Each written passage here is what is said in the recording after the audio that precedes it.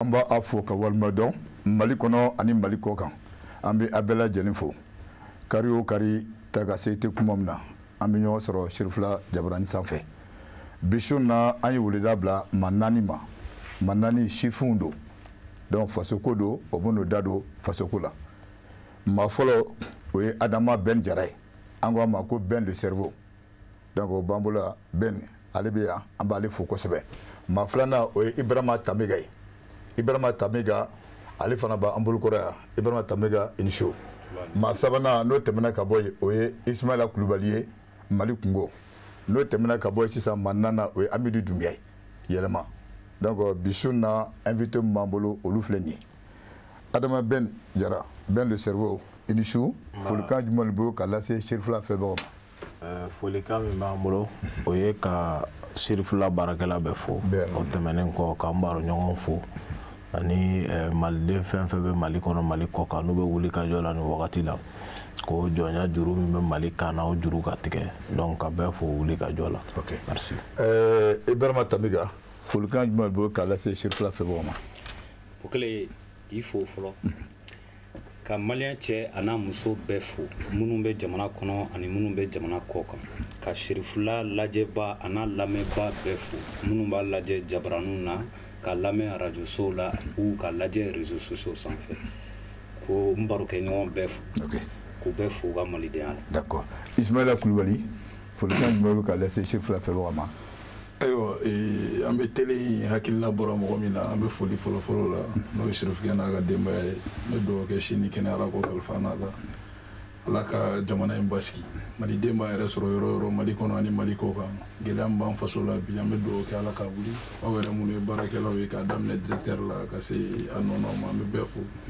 an maa naani min welelen fana b'aw bolo yan bi an bɛ dugawu kɛ an bɛ n'an da don baro min na Ala ka kɛ baro sabatilen ka kɛ kuma ye malidenw bɛ u ka tɔmɔta sɔrɔ min na ani kɛta. Ok, Amidou Doumbia folikan jumɛn bɛ la. Ok, n bɛ bɛɛ lajɛlen fo fɛn fɛn bɛ ka lamɛn nin wagati in na wagati carila dɔɔni mais n'i y'a mɛn maaw sigilen bɛ télé kɔrɔ jamana kanu don an bɛ dugawu kɛ an bɛna masala min daminɛ masala in ka se ka kɛ maaw sagola kumaw ye maaw ka se ka tɔmɔta t'a la an yɛrɛ ka se ka ɲɔgɔn faamu kumaw la donc n bɛ fɛn fɛn bɛ kɛnɛ in kan n bɛ bɛɛ lajɛlen fo Ala ka sigi baro ja.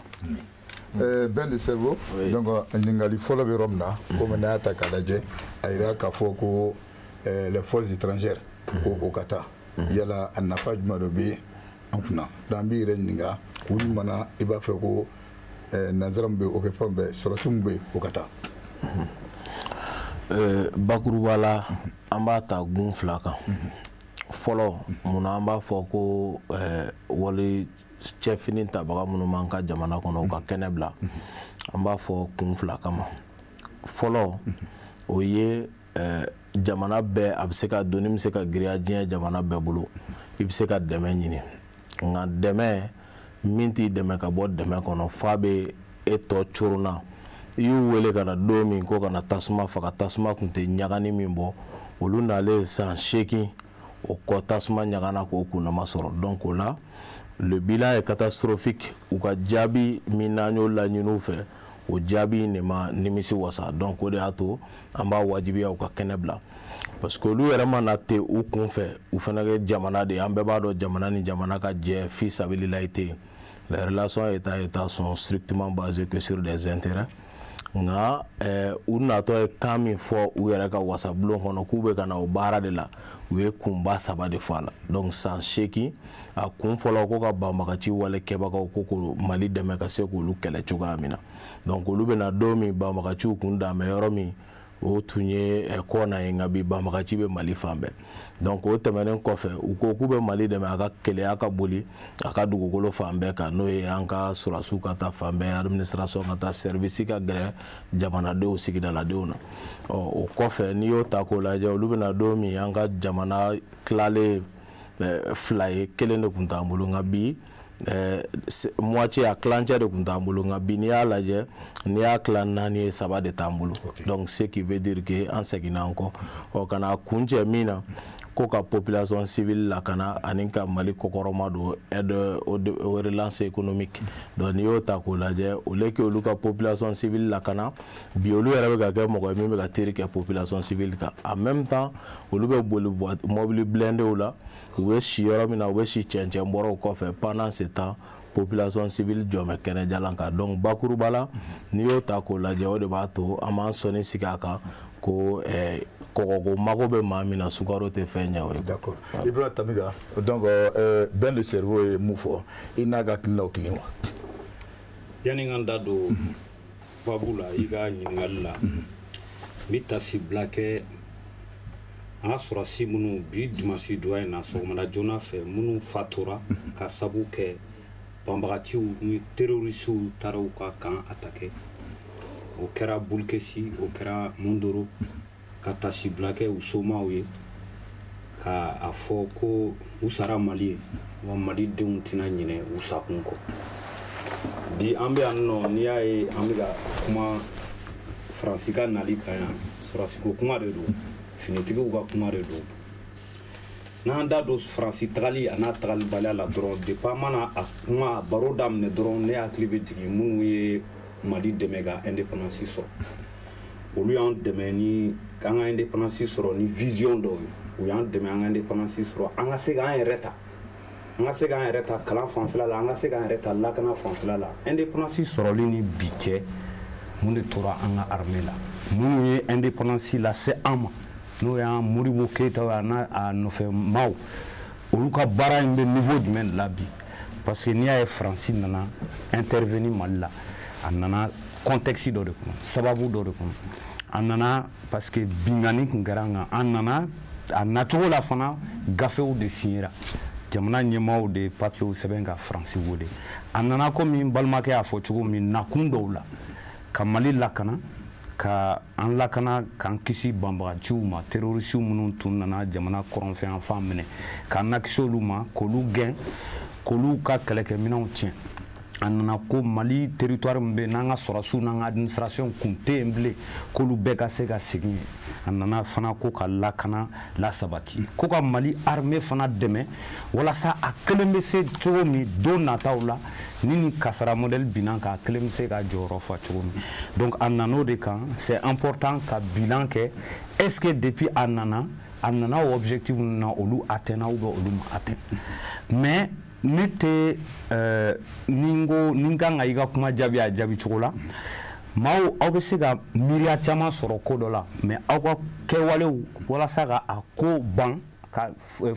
solution sɔrɔ a ko la o peut-être o tɛ kelen ye ne ka faamuyali la lien dɔ b'an ni Faransi cɛ a bɛ tɛmɛ coopération militaire dɔrɔn kan lien culturel b'an ni ɲɔgɔn cɛ lien économique b'an ni ɲɔgɔn cɛ bila ko tɛ colonisation wagati b'a la ka tɛmɛ colonisation na depuis indépendance fo bi o wagati b'a la teriya dɔw de sinsira ni ɲɔgɔn cɛ teriya dɔw créera donc an kan ka se kow kɛcogo la an kan ka dɔn ko Faransi yɛrɛ tɛ jamana wɛrɛ minnu nana intervenir a caman jamanadenw sara Mali fana ye u sara nin kɛlɛ in kɔnɔna la nin kɛlɛ in hukumu kɔnɔna la donc ni an kan ka f'u ɲɛna baara bɛ ka kɛ cogo min o tɛ baara kɛcogo ye an bɛ tila k'an da don o la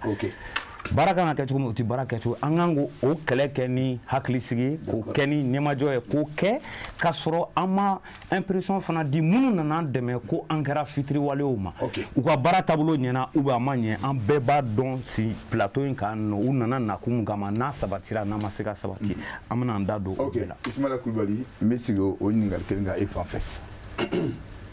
Bon an bɛ min fɔ nin ɲininkali la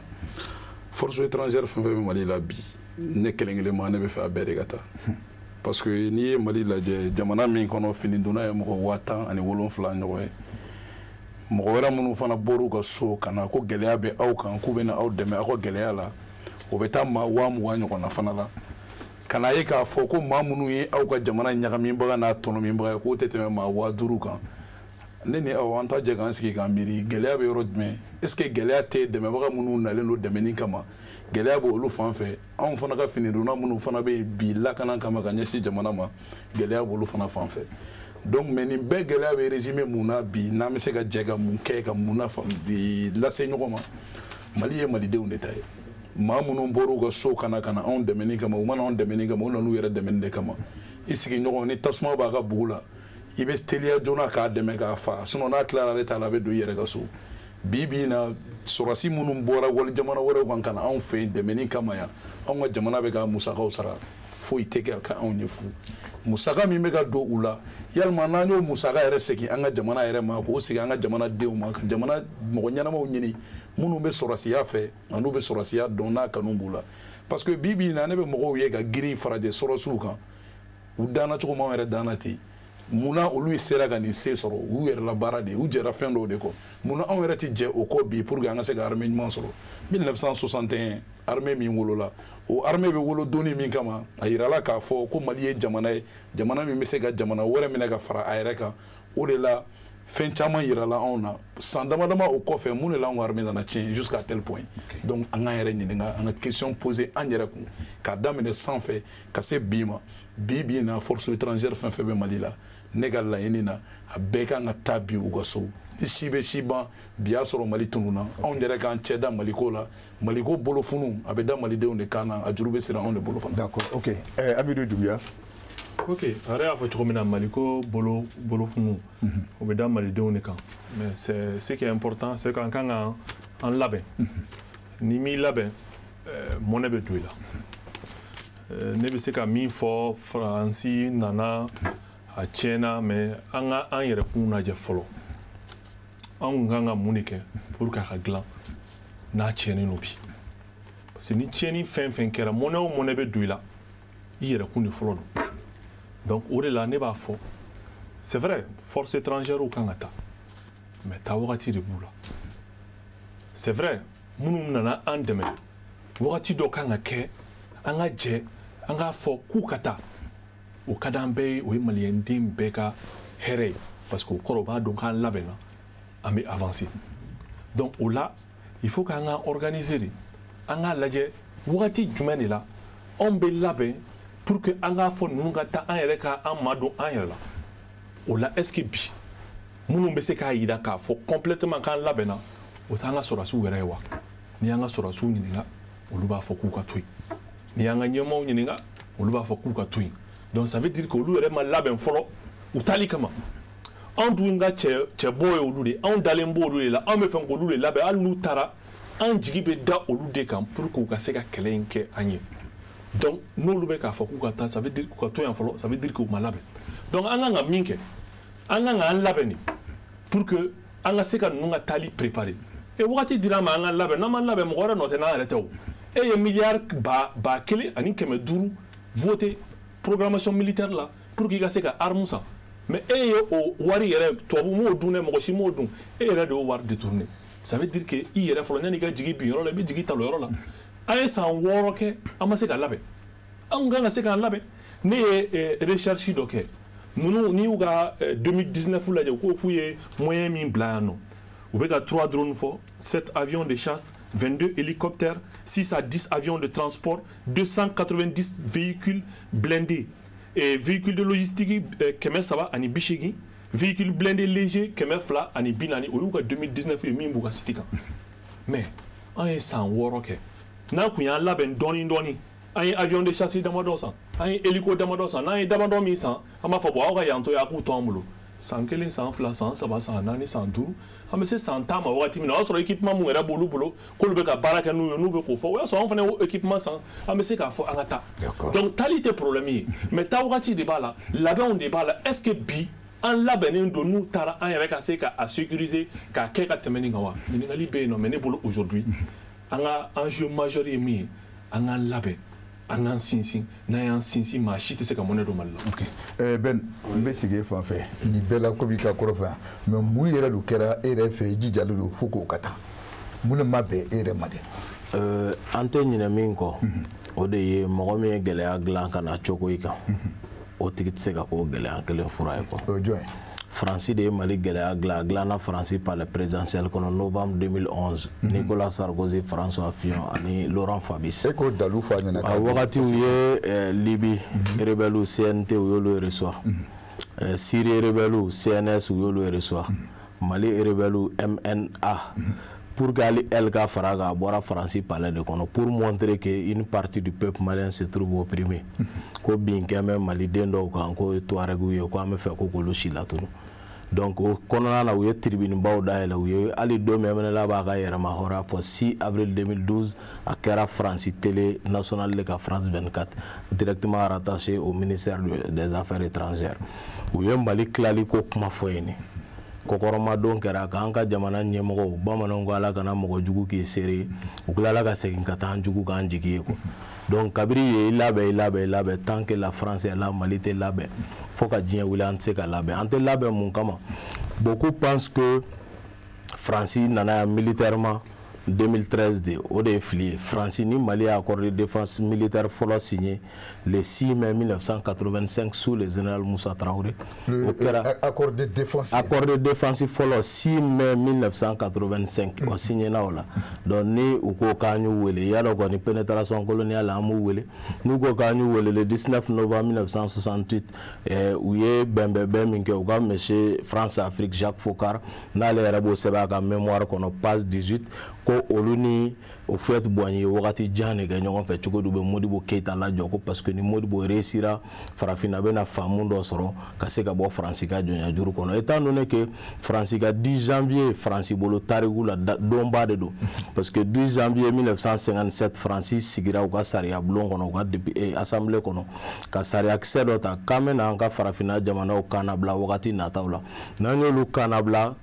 alama on garisiga dugu jugoro na folola ressources naturelles chamambe minte ambolo donc nanye nunu kanabla France be na free joro bamba bolo dnya kona bobla parce que l'enjeu est tout diplomatique géopolitique c'est d'abord économique donc au kama ou ko ou be plan do bo loi min saria min ta ko loi OCRS organisation commune des régions sahariennes au 10 janvier 1957 au de kofe France na intervenir en ka jamana kono premier ministre Django Bafo a wakati parce qu'alen jonguna de comme transition kuna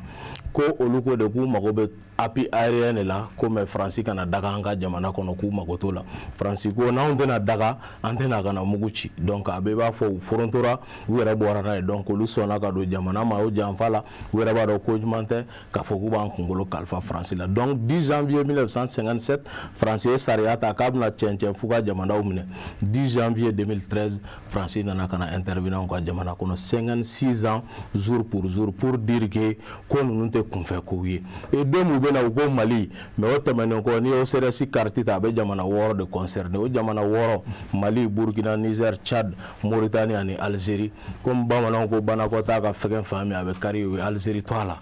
to adamana mais bise 5 Sahel go kuma mega fo ba jamana duru mbe kono we abo serval la ka ke bargani maintenant Mali te tout Sahel do donc voilà un peu schéma mimbe donc on s'est trompé de partenaire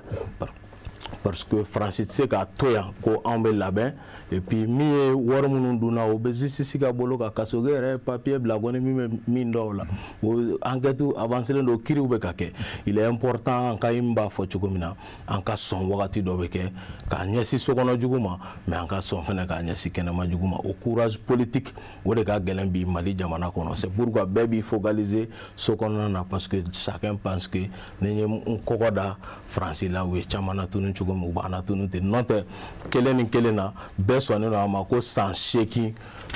pour tere bara make jabite unana kana tasma faka tonya kana oh wakati minani eshuera ali école sola ni moyen dobe ni osoro ibe second classique mais moyen dobe ni osoro to ko de ko moyen darambo Mali crise la mimbe France bolo de moyen darambo e consasim et qui en responsabilité auta amena munke nu takara débat be bla au niveau de la mekla kana tugumbo jabi udi ambe munke utakalen ko fe tamiga koropote ay voilà donc e bisiga mulo fo aka muka be fa nga ñoko fam fin do la flo je crois que enfin fait tabali kan en ben nganya au plus profond de nous c'est que anga armée soro fanga be armée muna mum se ka na kana ka jamana na kana anga armée soro armée mum magote armée te se je kono ere mum se ka fuki magote armée wera la ali américain nu be kele do ke uni jamana wera be je ka kele ke donc en tout cas anga armée soro fanga be armée muna na be se ka kele do ke Mali défendre kele Mali yan la kana ni kele ka soro amake ka mo wera wole kana o demena donc o yan ben ngania mais qu'est-ce que beau là me do et puis je fais c'est important qu'un rappel d'ok parce que ni plateau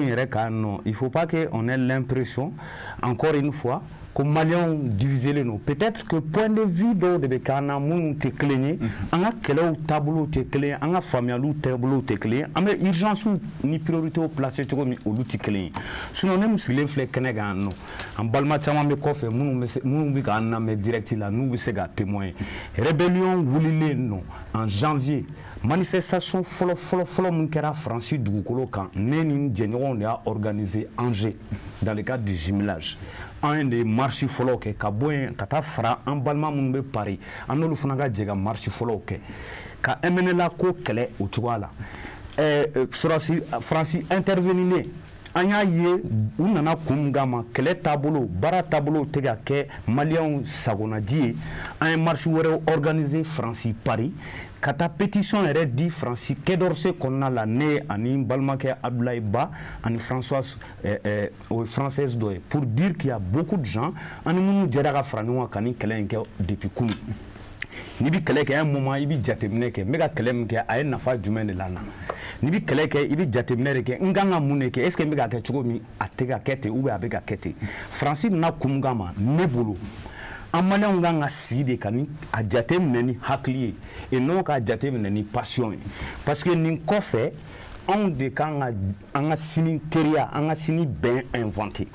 ni taara Francis dugukolo kan français caman fana bɛ yen nɔ minnu ye ni anw ka hakilinata ye kelen Maliens caman hakilinata ye kelen minnu b'a fɔ Francis dugukolo kan ni Francis débat politique la an taara kɛlɛ min na Mali la kɛlɛ in tɛ ka kɛ a kɛcogo la Maliens diminué don Maliens futinɛlen don an ka fɛɛrɛ kɛ walasa an bɛ se k'a yɛlɛma cogo di donc o Maliens de fana bɛ yan nɔ an ka hakili kɛ kelen an ka état des lieux dɔ kɛ aw nana nin kun ninnu de kama a ma se ka ɲɛ nin cogoya la wa n y'a fɔ cogo n balimakɛ ye da t'o la Francis nana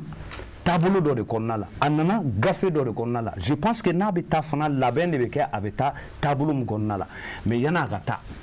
ne ka faamuyali la bibi na priorité bɛ se ka kɛ mun ye terrain kan n'an kan k'o remis en cause Mali Sorasou Francis Sorasou bɛ intervenir yɔrɔ o yɔrɔ Mali dugukolo kan n'an ye état des lieux kɛ an kan ka fɔ u man ka taa yɔrɔ si n'u ni Francis Sorasou pardon bɛ intervenir yɔrɔ la Mali dugukolo u ni Mali Sorasou ka kɛ ɲɔgɔn fɛ o kɛnɛ kan olu kana k'u d'a ma an ka Sorasou ka k'u d'a ma an tɛ k'an da don kuma dɔ la fɛn kunba o de ye o ne y'a ye bi a tɔgɔ Mali Sorasou dusu denw de don dusu de b'u kɔnɔ jamana in lakanani de b'u kɔnɔ mais kɛlɛkɛminɛn de t'u bolo kɛlɛkɛminɛn de caman tɛ u bolo u kan ka kɛlɛ nin kɛ ni minɛn mun ye embargo de bɛ Mali armée kan Mali autorité y'o o fɔ citoyen caman b'o kalama mais o embargo jumɛn de o embargo de bilalen don an kan ko marifa kɛlɛkɛminɛnw bɛ kɛlɛkɛminɛn na an tɛ se k'olu san parce que an ka jamana bɛ tension dɔ kɔnɔna la n'i y'a san olu bolo o ye ka tasuma wɛrɛ ta k'a bila tasuma wɛrɛ kan donc ne bolo ça c'est injuste an ka jamanadenw de kan ka fara an ka ɲɛmaaw kan o embargo min b'an kan n'an ma se ka kɛlɛkɛminɛn sɔrɔ an bɛ se k'an yɛrɛ lakana cogo di Mali cɛdenw Mali Sorasou pɛrɛnnen don ka kɛlɛ in kɛ o mais yan'u ka kɛlɛ in kɛ minɛn de kan ka d'u ma donc yan'an ka girin ka fɔ bon an bɛ wuli sɔgɔmadanin kelen ninnu ka taa u ka taa nin taabolo in na ka sɔrɔ n balimakɛ y'a fɔ cogo min labɛn dɔw bɛ an ma o labɛnw sabati ka kɛlɛkɛminɛn di an ka Sorasou ma ka par exemple n'i ye surveillance aérienne ta k'a lajɛ ni Mali Sorasou attaquera zone dɔw la surveillance aérienne o de b'a permettre ani les moyens matériels qu'ils ont hélicoptère olu de bɛ an ka Sorasou ta ka taa yɔrɔ dɔw la o kɛnɛ kan walasa u ka taa banbagaciw kɛlɛ Francis de bɛ k'o baara kɛ bi parce que o matériel de transport t'an bolo donc an ka labɛn kɛ fɔlɔ an ka nin bɛɛ sɔrɔ n'an ye nin bɛɛ sɔrɔ an k'an ka dɛmɛ kunfɔlɔ si an ka Sorasou ma ka fanga don la ni fanga donn'u la minnu kan ka taa olu bɛ taa u tacogo la u bɛ taa bɛn kɔnɔna la u bɛ taa badenya kɔnɔna la encore une fois n b'a fɔ an ni Francis ka relation mun kan ka kɛ bi ani sini anw de kan k'o labɛn bi Francis den dɔw bɛ yen minnu haminako y'an haminako ye an kana bɛɛ gosi bere kelen na Francis autorités bɛ baara kɛ cogo min ani Francis population fana haminako ye mun ye olu bɛ k'an ka ko in lajɛ cogo min olu tɛ kelen an kan ka nin bɛɛ de ta en compte. Ok Ismaël Kulibali an bɛ se ka na e fan fɛ Ben de cerveau ale da magara kuma caman fɔ Tamiga fana mais e yɛrɛ fana i yɛrɛ y'a jira k'a fɔ ko e bɛ mun yɛrɛ ɲini o ka taa yɛrɛ ten. Tu sais que Bokele nin kuma la mɔgɔ caman bɛ kuma i bɛ kuma jamana camancɛ bolo fɛ réalité min bɛ jamana kɔrɔn fɛ n'i ye i sera yen i bɛ caman dɔn a la an ye jamana fan caman yala e sera yen Mali bɛ bin don laban min yɛrɛ la le 21 mai 2014 Musa Mara taara Kidal ka ne sɔrɔ yen Mali kɔnɔ ne ye dugu 12 ni kɔ de kɛ c'est très facile mɔgɔw b'u sigi ka kuma caman fɔ Mali tɛ labɛn tan tant que maliden m'a yɛrɛ dɔn tant que maliden ma k'a yɛrɛ fɛ anw tɛ se ka kɛ foyi ye mais ka k'a yɛrɛ fɛ cogo di ka k'a yɛrɛ fɛ ye jumɛn ye anw tɛ armée ɲuman sɔrɔ ka sɔrɔ maliden t'a yɛrɛ dɔn mɔgɔ ka yɛrɛ dɔn de b'i kɛ dusutigi ye ne ma fili san 2012 sɔrɔsi kɛlen ka coup d'état kɛ jamana in kɔnɔ o waati kelen na Amadu Aya Sanogo y'i kanto Mopti sɔrɔsiw cɛ la ko Mali armée kan ka maloya yan ni Mali armée ko n'u bolila ka tɛmɛ yan kan k'u kan ka maloya k'u kan ka fini bila ko n'i ye diɲɛ arme bɛɛ ɲini armement bɛɛ ɲini k'a di ninnu ma bi ko ni dusu tɛ yen ko foyi tɛ yen adamaden tɛ dusu sɔrɔ ka sɔrɔ i sɔnnen t'i yɛrɛ ye ka sɔrɔ i dalen t'i yɛrɛ la aujourd'hui an ka ɲɛmɔgɔw b'a fɔ bi ko ka armée français to yan ne tɛ n da don armée français ko la an ka ɲɛmɔgɔw b'a fɔ ko maa minnu nalen don dɛmɛ kama bi a tubabuw n'a farafinw ko k'u to yan mun kama pour que u ka mɛn u sigilen bɛ yɔrɔ min na u ka to yen parce que olu b'a dɔn o sigiyɔrɔ in u n'a man kan mais pourtant ils sont en train de la former non awɔ sa u b'a dɔn u n'o sigiyɔrɔ man kan jamana ko tiɲɛ n'a fɔra a kuma bɛ sara dɔ la o man ka taa kuma kɛnɛ kan dɔ da b'a la o da man ka don a la donc o de la olu b'a fɔ ko ninnu ka to yan ne ye kuma dɔ de f'i ɲɛna jamana min fini donna bɛ taa mɔgɔ 10,000 nin kɔ mɔgɔ 20,000 nin kɔ la mɔgɔ 5000 dɔrɔn bɛ k'o jamana ɲagami mɔgɔ wɛrɛ bɔra jamana wɛrɛ ka na mɔgɔ 20,000 ou 10,000 nin kɔ o ko dɛsɛlen don ka ɲɛnabɔ san 9 an bɛna don o la an t'an yɛrɛ ɲininka a problème bɛ min jamana ko tɛ o ninnu mana anw lakanani kama u nana fɛn ɲini de kama u bɛ min sɔrɔ anw fɛ yan parce que u t'o sɔrɔ u faso la sɔrɔsiw bɛ yan nɔ olu bɛ wari min sɔrɔ n'u bɛ yan n'u b'u ka jamana kan u tɛ sɔrɔ donc olu bɛ yan u tɛ fɛ an ka jamana situation ka ɲɛnabɔ i ni tubabu sɔrɔsiw bɛ bɛn i ni farafin sɔrɔsiw bɛ bɛn maliyɛn kelen t'a la i ko maa bɛ k'aw da don faransi ko de la ne b'o ye espagnoliw la n b'a ye tchèquew la n y'a ye jamana fan caman Mali kɔnɔ yan i ni tubabu sɔrɔsi bɛ bɛn farafin t'a la hali ni farafin yera la i b'a sɔrɔ farafin y'o jamana de ye i ni MINUSMA bɛ bɛn yɔrɔ dɔw la Mali armée ta u nɔfɛ hali ni mɔgɔw yera la i b'a sɔrɔ o y'o jamana wɛrɛ mɔgɔw de anw ka jamana y'anw halala de ye anw de ta ye Mali ye don o don kuma kelen de b'an da k'an ka fara ɲɔgɔn kan an bɛ fara ɲɔgɔn kan cogo di ka sɔrɔ ɲɛmɔgɔ ɲumanw t'an ɲɛ ɲɛmɔgɔ minnu b'an ɲɛ olu mago bɛ u sigiyɔrɔ dɔrɔn de la mais pourtant aw de y'olu wele o hali ma faransi wele ka na e ye faransi wele yan a bɛ wele dɔɔni min kama e ɲininkara wa ne ma ɲininka nin ma ɲininka jɔn bɛ tabali in na min ɲininkara jɔnkuna ni jango sisɔgɔ ninnu de y'a dilan k'a wele mais a kɛlen tɛ degun ye bi bɛɛ ma pourtant a wele waati min na dɔn an ye jama mɔgɔ minnu ye tɛgɛrɛ fɔ parce que olu t'u yɛrɛ kalama jamana ye min ye n bɛna min lasegin dɔɔni non hakɛto tɛ kuma la anw tɛ hakɛto ɲini o la Mali y'an faso de an bɛ Maliko kuma de la Maliko mana kɛ min ye anw b'o fɔ ni min bɛ fɛ k'o mɛn i b'a mɛn n'i tɛ fɛ ka mɛn i b'a to yen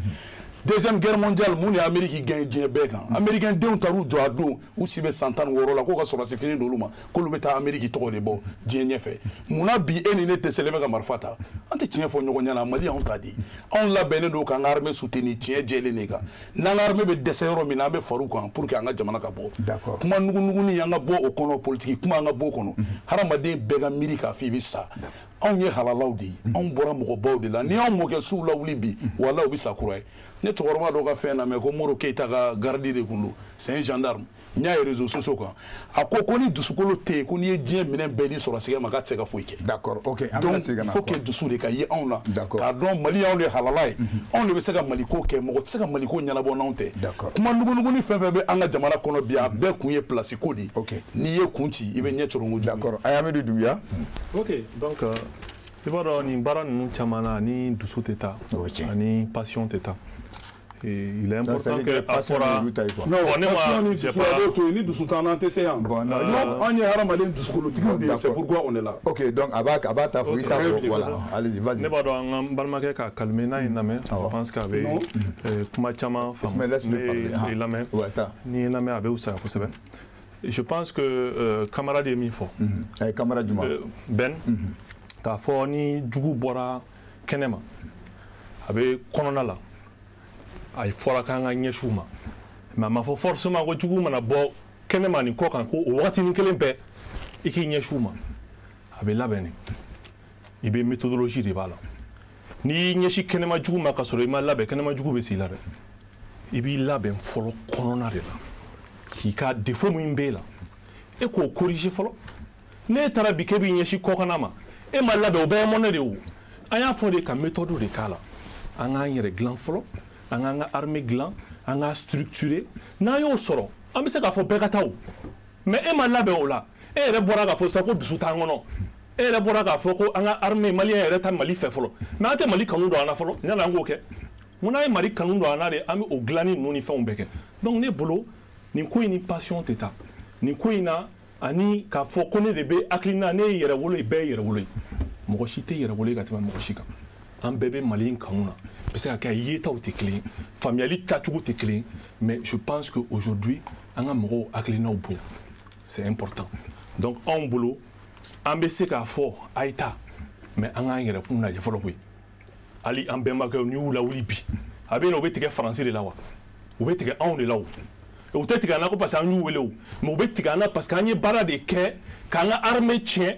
pour que an mɔgɔw ka se maa wɛrɛ ma n'an kun b'a cɛ an bɛ se o ma wa donc i b'i yɛrɛ kun de lajɛ fɔlɔ anw yanni i k'a fɔ olu mun i t'a fɔ ne o t'a yira k'a fɔ ko mɔgɔ siranna o et puis an ka parti nous on n'a jamais dit que an bɛ siran faransi ɲɛ ni parti bɛ yen bi parti min fɔlɔla k'a fɔ ko faransi fa ko Mali ka bɔ a kɔnɔ ani sous-région mɔgɔ an y'a fɔ o on a une position officielle là-dessus mais an y'a fɔ ko ka passion ni bila an ka taa ni pragmatisme ye i k'i labɛn n'i y'i labɛn mɔnɛ tɛ don i la donc yanni i ka jigin bin yɔrɔ la i bɛ jigin talo yɔrɔ la donc an ka kɛnɛmana kɔnɔna in n'an y'o sinsin an bɛ se kɛnɛmana la mais n'i ma kɛnɛmana sinsin mɔnɛ bɛ don i la n'i y'a mɛn u bɛ a bɛ ɲagami i yɛrɛ de i ɲɛ dayɛlɛ a ka k'i kan donc ne bolo bi an ka labɛn n'an labɛnna n'an pɛrɛla kuma fɛn fɛn bɛ k'a fɔ o ka d'an bɛɛ ye o Sunjata si Modibo si ni kuma in an bɛɛ bɛ nin fɔ koyi halala a ka d'an bɛɛ ye k'a fɔ ni an y'a fɔ ko armée française ka d'an bɛɛ b'an disi gosi mais o kuma in tɛ koyi kɛwale de don on peut pas être plus royaliste que le roi lui il peut pas a bɛ se k'a fɔ ko kɛri b'ale kun kɔnɔ ka tɛmɛ Asimi kan o Asimi kun bɛ nord la yen nɔ a bɛ kɛlɛ la a bɛ a risque ta dusu t'ale kɔnɔ ka tɛmɛ sɔrɔdasi tɔw kan o mais n'i ye sɔrɔdasiw ɲininka bi ministre de la défense u mana fɛn fɛn ɲininka u b'a fɔ u ka to yen fɔlɔ an ma labɛn n'an labɛnna an b'u bila ka taa problème t'a la. mais Ben an bɛ segin ka na e fan fɛ parce que e bɔra ni kuma caman kɔnɔ bon ni ninnu taara bi na e yɛrɛ fɛ mun bɛna kɛ. voilà il est important mɔgɔw ka fɛn dɔ faamu ni mɔgɔ bɛ yen min bɛ ka nin ko ta nin basigi ni jateminɛ anw ka kulu don dusu jɔyɔrɔ kelen a t'anw ka baara in na o dalilu ye mun ye don o don ko diyalen don bɛɛ ma mɔgɔ tɛ yen diɲɛ kɔnɔ 7 milliards qui peut avancer avec des preuves solides ko Faransi de tɛ ma Mali gɛlɛya dilan ko bon Faransi de tɛ ka Mali gɛlɛya sugu pour que a ka juguya comme u ye min kɛ Rwanda comme u ye min kɛ Côte d'Ivoire exactement le même scénario. France tɛ ka falen la France n'est pas en train d'évoluer dans la stratégie nka a ka bingali a bɛ k'o de kɛcogoya ka dɔ fara o de kan mais fɛɛrɛ kelen b'a bolo ka farafinna jamanaw don jɔnya juru la ka farafinna denw faga pour que a ka u yɛrɛ to bolokɔnɔmɔgɔya la o baara kelen bɛ ka continuer o bɛɛ kɔ anw ni tubabuw de ye nin sortie in labɛn ɲɔgɔn fɛ 20 janvier France tagali min tun bɛ yen des blancs tubabuw de don u ma deli ka se Mali kɔnɔ n'o tɛ donc voilà pour nous u bɛ balola Mali kɔnɔ à des milliers mɔgɔ kelen tɛ gɔngɔli de la ka sigi min kun et nous faisons an bɛ intelligemment an bɛ différence kɛ France ka politique n'a citoyen ni ɲɔgɔn cɛ o notion kɔni o bɛ se ka fɔ yɔrɔ wɛrɛ étant donné que nin y'a san caman ye an bɛ wuli ka jɔ in na et puis n'i ye anw suit 2021 dɔrɔn k'i bɛ na k'an wulila sɔgɔmada kelen ka taa c'est de ne rien comprendre i bɔra cogo min 2013 ko jamana firila o 2013 kelen an bɔra mais a don kama a bɛ b'a fɔ ni mɔgɔ min nana se jɛgɛ kungɔtɔ ma n dolen dalen k'e b'a fɔ a ye ko nin jɛgɛminɛla ma n'i balo i y'o jugu ye quoi donc a b'o sogo in ta o don kama k'a bɛ ka a yɛrɛ balo mais en quelques instants après wagati damadɔ a bɛ dɔn jɔn bɛ ka jɔn balo et jɔn bɛna kɛ balo ye pour nous 2013 a kuma kun ka gɛlɛn an y'a fɔ 2014 an continue k'a fɔ 2015 maliyɛn caman nana faamu et bi 2021 a dara kɛnɛ kan donc pour nous an ma wuli don kelen k'an bɛ kuma in fɔ nka bi tantôt olu yɛrɛ b'a fɔ embargo bɛ yen an tɛ se ka arme san tantôt u b'a fɔ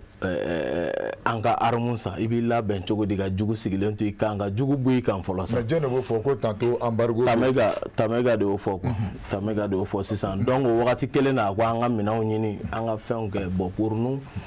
an ka ɲi ka min kɛ anw yɛrɛ de b'o fɔ an ka dusu bila an ka nin ko in kɛ ni hakilisigi i b'a fɔ an bɛ k'a kɛ cogoya min na k'a ɲini karisa a sabatira bɛɛ k'e ye jugu ye bɔ an kan kan an k'an tigɛ di terre wɛrɛw ma bɛɛ ko partenariat dɔ min Hollande bɛna boulevard l'indépendance la anw ma taa parce que anw b'a ko dɔn mais an y'a kumakan na mais a ko k'u nana Mali kɔnɔ warimisɛn sɛki na an ma ko don min olu ka jamana minɛna f'u ka président bolila ka taa bɛnna la ko don farafinw de taara maliyɛnw tun b'a la ka t'olu bɔ jɔnjajuru bolo k'u nana ka o warimisɛn di maliyɛnw ma donc ja jamana bɛ se ka dɛmɛ ɲini jamana fɛ o ja o tɛ fugariya ye o anw bolo bi an bɛ gɛlɛya min kɔnɔ a ka bon an kelen ma parce que la France a travaillé an ka jamana ɲɛmɔgɔw kan an ka armée sigi a sen sabara kɔnɔ ka jamana ninnu firi il faut que an ka courage sɔrɔ k'o fɔ i bɛ ka accord de défense min signé le 16 juillet 2014 o accord de défense y'a sɔrɔ accord de défense bɛ yen France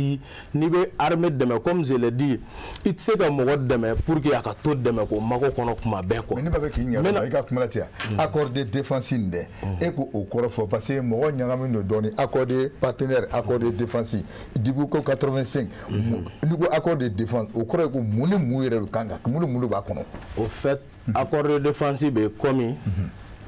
i ka jamana lakana ta i y'a ye gɛlɛya lakanabaliya gɛlɛya min ɲɛsinnen don i ka jamana ma e ka cɛfini tabagaw kelen tɛ s'a kɔrɔ i ka jamana lakana ta ka kalifa mɔgɔ wɛrɛ la wagati dɔ kɔnɔ. mais est ce que waati 85 mankan dɔ tun bɛ Mali ni jamana wɛrɛ cɛ. oui parce que n'i ko ko jamana ye yɛrɛma hɔrɔn ye k'a ka souveraineté b'a bolo a bɛ sigi pieds-bas saba de kan. o saba jumɛn ye. fɔlɔ politique souveraineté politique i ka yɛrɛma hɔrɔnya ka k'i bolo politique o sira fɛ kalan min bɛ k'i ka jamana kɔnɔ lakanako min bɛ kɛ baarako min bɛ yen jamana yɛrɛ bi n'a sini o kuma fɛn fɛn bɛ yen o ye souveraineté politique o kɔfɛ souveraineté économique i ka wari ka k'i yɛrɛ bolo i ka jamana sɔrɔ ko e de k'a jalalatigɛ i da ka don a kuma la jamana kɔnɔ diɲɛ kɔnɔ kɛnɛbaw kan ka t'i ka jamanadenw ani ka jamana lafasa sabanan o ye souveraineté militaire ye i ka cɛfini tabagaw olu de k'i ka dugukolo lakana ka jamanadenw lakana an'u bololafɛnw anw ka o saba pour que k'o kari k'o bin Modibo binna o de kama o de karila ka bin dɔɔni dɔɔni ka souveraineté politique minɛ Musa ye Faransi ka ciden ye ka tila tuguni ka an to Faransi ka kan de bɛ kalan an ka ekɔlisow la an ka kalan programme éducatif minnu b'an bolo a bɛɛ lajɛlen kɔkɔrɔma don ni Faransi ye avec à 70% Faransi de b'anw ka kalan financer même aujourd'hui 170 bɛ Faransi. Modibo binna ni o Faransi ye mais Musa fana ma bin.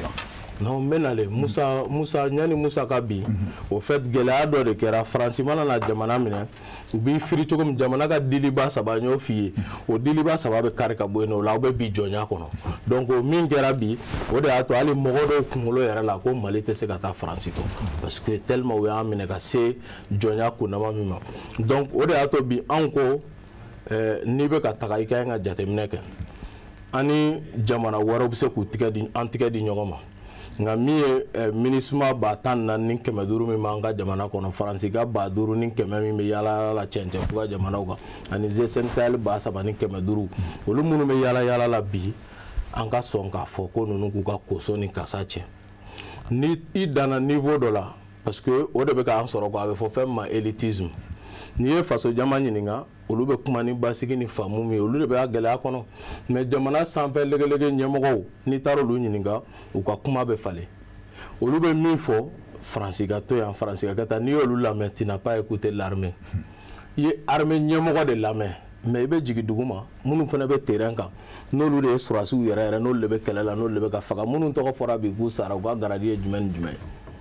n'i y'u ka garadi lamɛn i b'olu de lamɛn olu de bɛ terrain kan olu de ye aran ye olu bɛ min fɔ an ye tant que Faransi bɛ yan Mali armée tɛ se ka wuli k'i jɔ a sen fila kan wa n'i y'a dalu lajɛ Faransi taara jamana o jamana kɔnɔ u ye kɛlɛ ban min et puis n'u taara ils vont contribuer k'i ka armée bon d'accord sani ka kuma di Tamiga ma n b'a fɛ k'i ɲininka a bɛ a da la caman bɛɛ ko an k'an bolo bɔ Faransi an ka taa yɔrɔ wɛrɛ e fɛ ni n'a bɔra Mali bɛ se ka taa bolo di jɔn ma. Voilà, c'est ce que j'ai dit. Bamananw b'a fɔ an ka taa kunun o yɔrɔ ko fɔlɔ jara quoi. Donc wagatiw tɛmɛna an ni Russie ye tigɛ di ɲɔgɔn ma kɛ ɲɔgɔn fɛ lakana ko bunakun kan sous le régime vigilant et éclairé du président Modibo Keïta. Donc Russie ka contrat la cette fois-ci n'an bɛ coopération militaire kɛ ni Russie pour nous an ka ɲi ka o jate minɛ an bɛ enseignements tiré ani Faransi bɔra jɛɲɔgɔnya kɔnɔ sisan mun ni mun y'an sɔrɔ et puis a bɛ boli objectif stratégique saba kan fɔlɔ k'an ka sɔrɔsiw former filanan ka Mali armée équipée sabanan k'an dɛmɛ diplomatiquement an ka se ka diɲɛ bɔ mais pourtant ils sont en train de former notre armée. Non, formation mais 36 ans après depuis le 6 mai 1985 an b'u ka bolo kɔnɔ u ye mun formation kɛ partenariat fila mana da i kɔrɔ je termine ko partenariat gagnant-gagnant o y'anw ni Russie o b'u ka nafa sɔrɔ an b'an ka nafa sɔrɔ mais partenariat tiɲan gagnant-tiɲan an b'an ka nafa sɔrɔ aw ka jamanadenw bɛ faga comme Faransi bɛ ka min kɛ i b'i ka choix kɛ donc o de y'a to an ko bi an ka Russie la tigɛ di ɲɔgɔn ma lakana ko bunakun kan pour que fagali bɛ jɔ. D'accord, Tamega.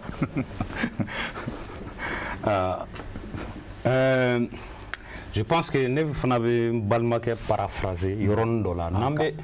n'an bɛ nin sujet nin aborder an ka bɔ passion kɔnɔna la an ka don objectivité kɔnɔna la an ka don hakilisigi kɔnɔna la an ka don ɲɔgɔn faamu kɔnɔna la. Je pense que n'an bɛ nin sujet modèle aborder an kana sɔn cogo si la an comportement a ka faamu an na cogo la i b'a fɔ an ye télé de lajɛ trop on regarde trop les films. O passion modèle tɛ se ka nin question modèle résolu k'an bɔ Faransi bolo ka taa don Russie la bolo je crois qu'il est important plateau in ka yan nɔ ani jamanaden minnu bɛ k'an lajɛ an bɛɛ k'a faamu Russie la fana intervenir la yɔrɔ o yɔrɔ la a intervenir la ka intérêt de la ces dernières années Russie la intervenir la yɔrɔ min na a taara donnant de don mais i ni dɛmɛ in na s'i ma i fana bɛ nin dɛmɛ in na se ma. K'a bila an kunna an ka Faransi gɛn an k'an tɛgɛ di Russie la ma comme si Russie la de sigilen don a ka d'olu ye k'an dɛmɛ ka tɛmɛ Faransi kan mun preuve b'an bolo k'o yira Russiw b'u ka kɛlɛ la olu b'u ka kɛlɛ kɛ depuis des siècles u ka armée formée u ka sécurité garantie u ka citoyens ka protection garantie u b'o kɛlɛ la u bɛna taa u yɛrɛ faga yɔrɔ wɛrɛ la je crois que lien dɔ b'an ni Faransi cɛ o bɛ se ka fɛn dɔ justifier lien wɛrɛw fana b'an ni Russiw cɛ teriya b'an n'u cɛ bila ko tɛ. An bɛ se k'a fɔ ko u fana kana an dɛmɛ mais k'a fɔ de k'an bɛ karisa gɛn ka tila ka taa an tɛgɛ don dɔ wɛrɛ bolo alors que an ko ko tubabu minnu fɔlɔ minnu nana olu nana an cili de kama olu nana an ka jamana in cili de kama a donc an bɛna an tɛgɛ bɔ olu bolo k'a di tubabu wɛrɛ ma yanni an k'o kɛ an k'an sigi an miiri komi an y'a fɔ cogo min depuis émission daminɛ an bɛ se ka fanga jumɛn de don an yɛrɛ ka armée la an bɛ se ka dɛmɛ jumɛn de kunsi an yɛrɛ ka armée ma walasa ni nin kɔlɔlɔ ɲɔgɔnna nana an kana obligé ka jamana wɛrɛ ka nali kɔnɔ an filɛ o dingɛ de kɔnɔna la nin ye moi je pense que problème in bɛ yɔrɔ wɛrɛ an tɛ se ka nin sujet modèle aborder ni si on prend pas en compte les paramètres géopolitiques diɲɛ in sigilen don teriya ni bɛnkan dɔw de ka jamanaw ni ɲɔgɔn cɛ a kɛra armée fanfɛla ye o a kɛra politique fanfɛla ye a kɛra économie fanfɛla ni paramètres bɛɛ de b'a kɔnɔ n'an tɛ nin si ta k'a bila en compte k'an ka kɛwale influence n'o ye an bɛ tɛmɛ kɛrɛfɛ dɔɔni an si sigilen tɛ plateau kan minnu de sagonakaw plus profond ninnu Faransi ka to yan kuda ye France kan ka taa don dɔ la France doit partir un jour maintenant comment yanni o cɛ ne ka proposition ye mun ye parce que au lieu de critiquer trop, il faut aussi proposer. Peut-être tu regardes les Français, on va tout le en armée, ou partenaire, ou demain mouké, demain il est à Cabo, ou à Krimabo. Ou demain mounou forani, et ma faux, ne ma faux, en a sur la signement aurait de boratele ou la gafo. Et ma faux, ne ma faux, Amidou ma faux, Ismaël ma faux, Ben ma faux, Jamana Niema ou de Bora ou la gafo, Mounou Nanakuban de Ubiganke, Mounou Nanakuban de Ubegani, Kewale Nsama. Maintenant, Jamana Dion, Ali Niema do, Anya Gafo, Barantigake à Tabolola. N'est la proposition concrète, oui. Quand état des lieux modèle doke, Jamana Niema ou Ani Jamana Dion Mesega si Yoromi. Ka bilan ke Fransi intervenu là depuis 2012-2013 pardon kana se bila mun be sera ka kɛ mun ma se ka kɛ bara tableau ɲɛna a ma ɲɛ o ko bɛɛ ta k'o kɛ gafe la ka proposition bɔ o kɔnɔna la désormais a ka di anw ye par exemple mes propositions saba kɛ très concrètement parce que o lango passion ni o ta ɲɛ o an ka proposition concrète kɛ mun bɛ se ka an ka jamana ɲɛmaaw nafa mun bɛ se ka sɔrɔsiw nafa mun bɛ se ka opinion sensibiliser parce que en relation bɛ yen nɔ bila ko tɛ a bɛna kɛ sini fana de donc que ça soit très clair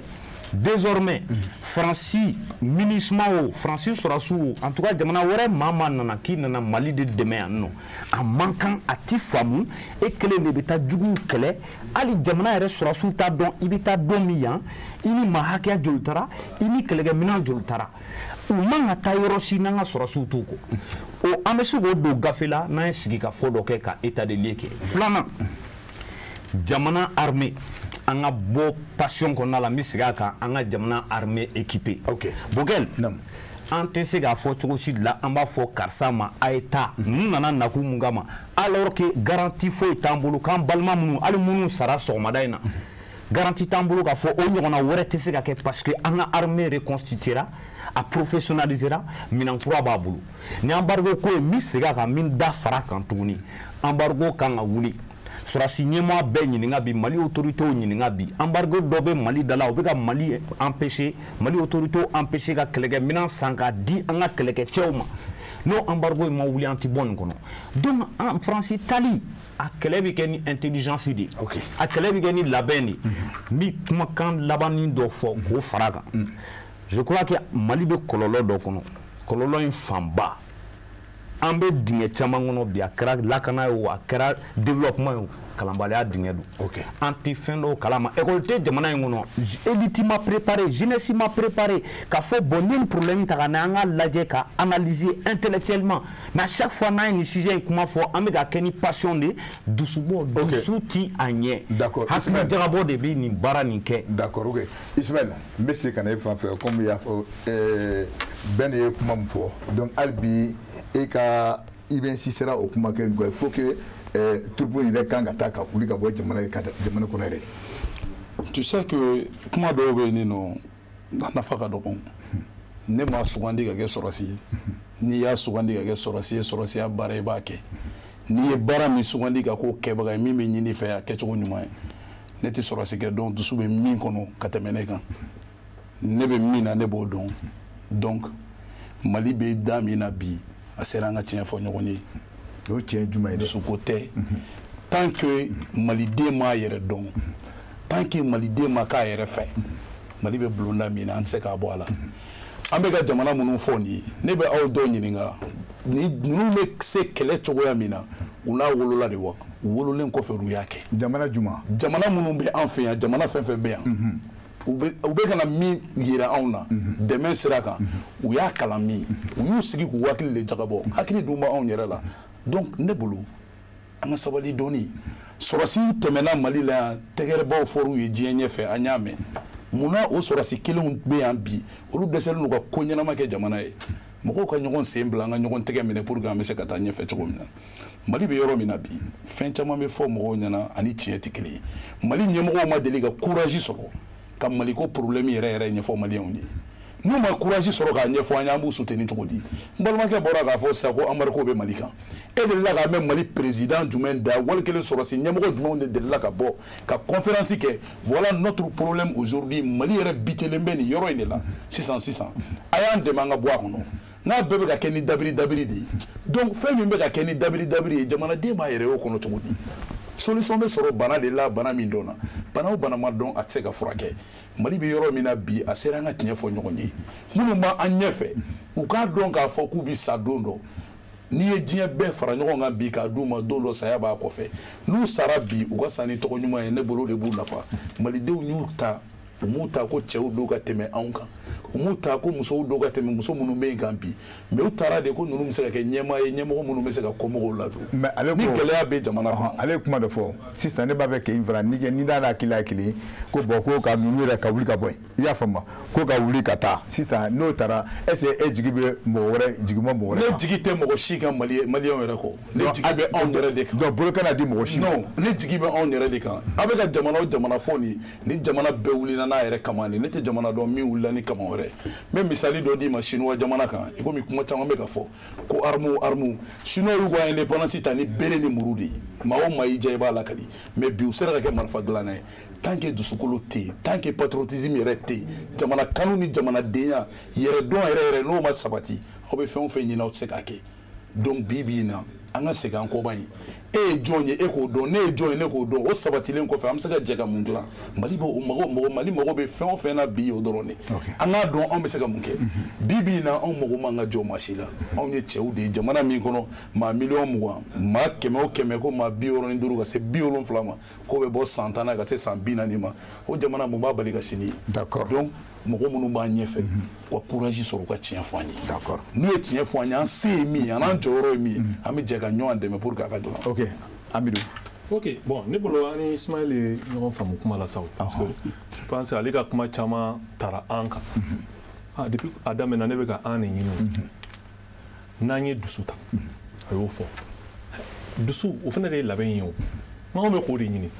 an ka dusu ta an k'an labɛn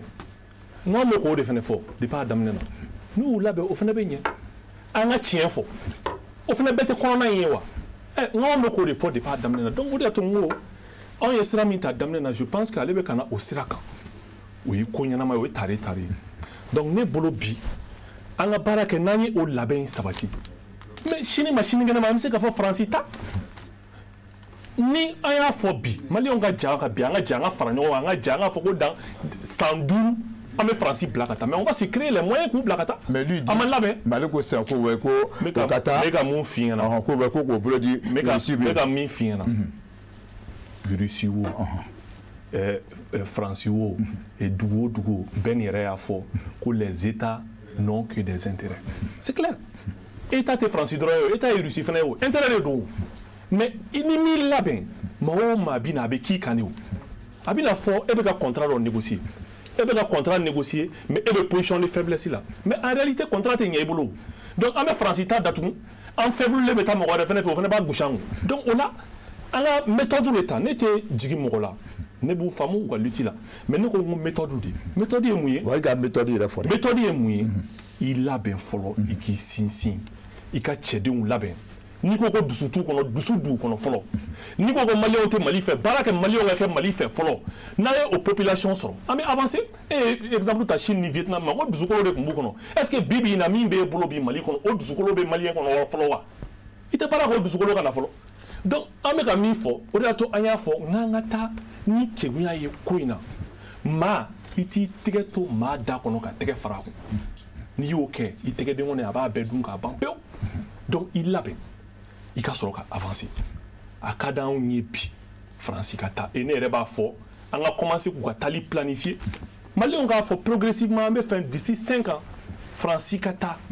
maintenant n'u bɛ taa anw yɛrɛ b'a dɔn ko san 5 u kan ka taa o san 5 kɔnɔ an ma labɛn c'est pourquoi on se dit de se responsabiliser plus n'an ye pression k'a yɛrɛ ko san 5 u bɛ taa an bɛ drone san an bɛ fɛnw san bon ne ma da embargo ko la an ma deli k'a mɛn yɔrɔ la parce que an ye avion san avion kuloyelen bɛ au sol an ye avion de fin de transport san u kuloyelen bɛ au sol an ye armement san ka na n'a ye u tiɲɛna u ma san ka ɲɛ donc ne t'a dɔn embargo bɛ se ka kɛ o scandale ninnu bɛ se ka kɛ cogo min na donc embargo ko kuma ne ma deli k'a mɛn n y'a mɛn plateau in sanfɛ j'espère que après vous bɛ mɔgɔw bolo mais ne kɔni bolo foyi t'an bali k'an labɛn. donc tamɛ ka kɔrɔ ye ko e ye mun fɔ wa i b'a sɔrɔ ale t'a dɔn ne m'a mɛn n b'a fɔ n k'a ka kuma ye nkalon ye n m'a mɛn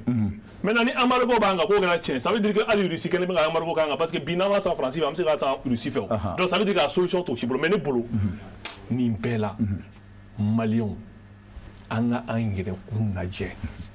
an k'an ka jamana kanu maliyɛnw an ka baara kɛ k'an ka armée dilan e tɛ se ka nin faamu jamana min kɔnɔ a bɛ kɛlɛ la o wagati kelen an yɛrɛ kan ka maloya ko dossier trapole économique la ko militaire ka fɛn suɲɛna o an t'an yɛrɛ lajɛ o la o ye mɔgɔ wɛrɛ de ye miliyari 100 ani miliyɔn 500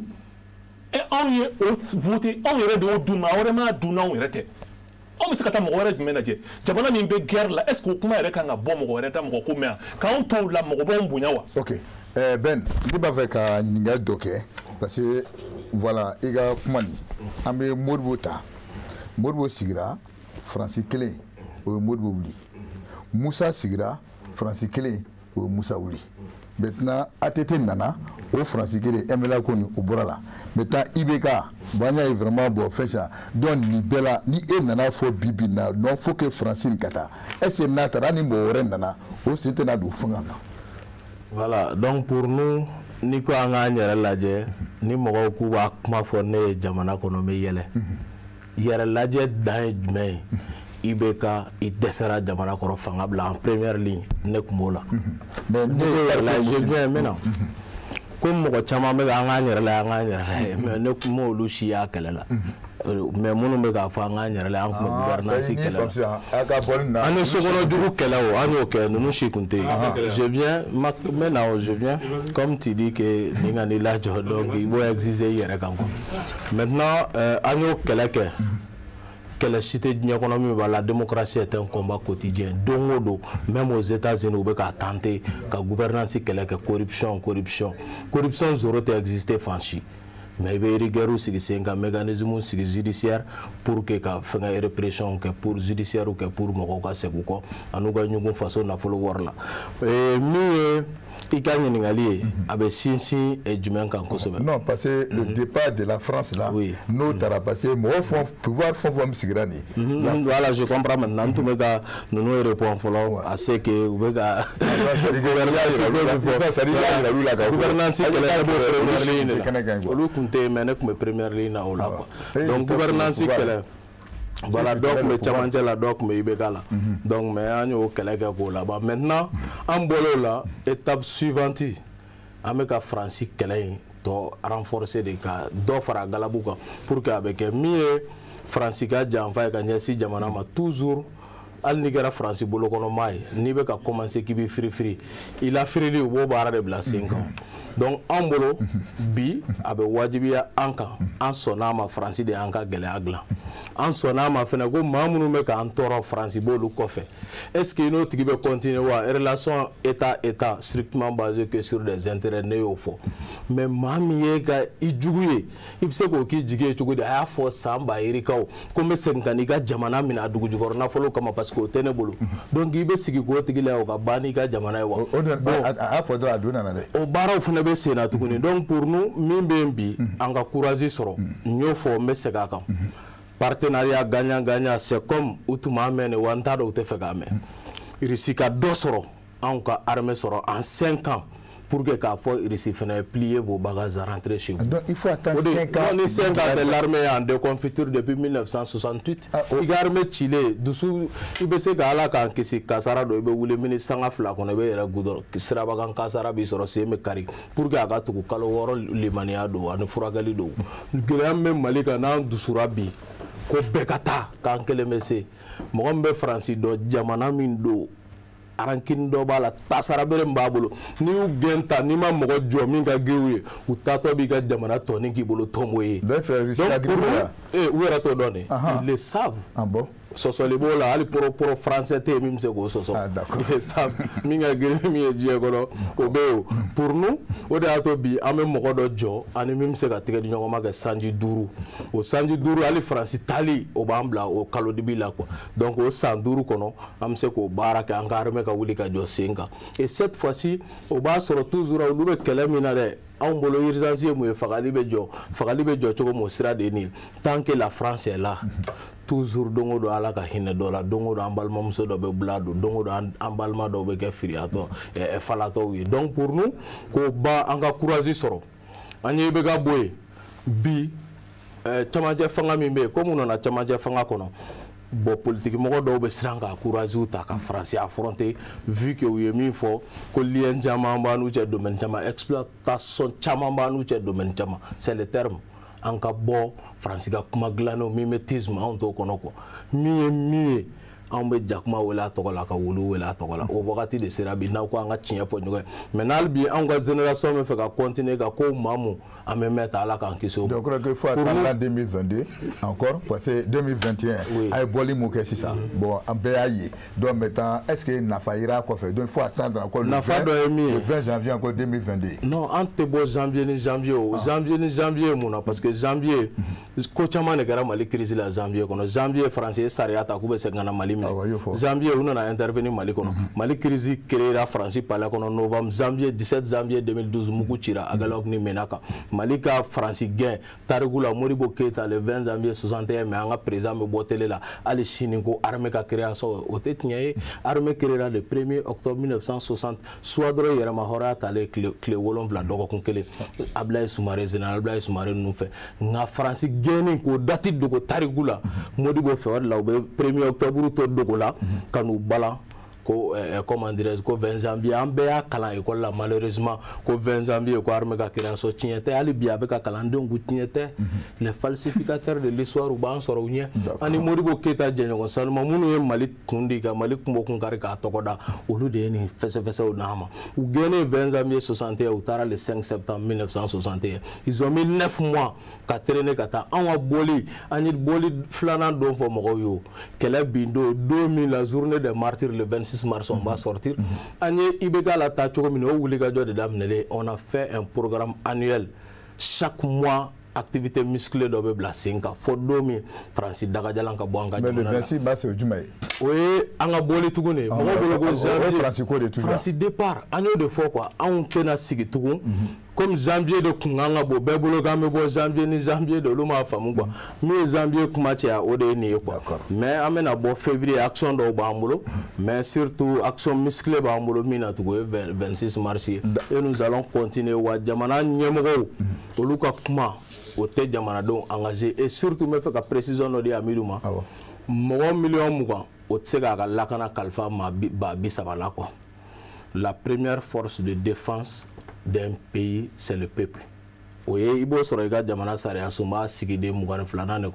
défense de la patrie est un devoir pour tout citoyen. Ali fini tabaga o jamarado ne bula kana mais ni ko surasu de ni fo angato surasu de ko les premières victimes il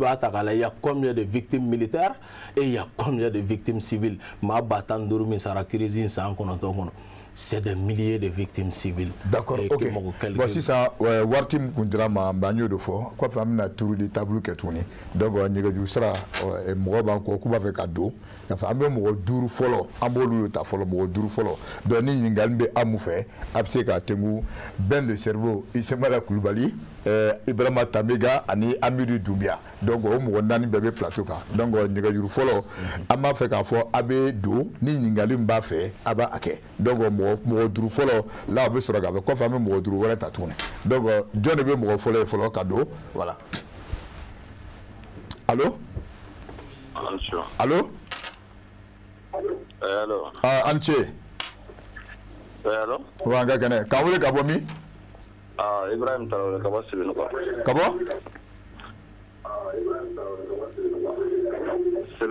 Sebeni Koro, ok. Ibrahima Traoré Kabo Sebeni Koro, oui. Il n'y a pas de John Fafé. Monsieur Traoré. Ah.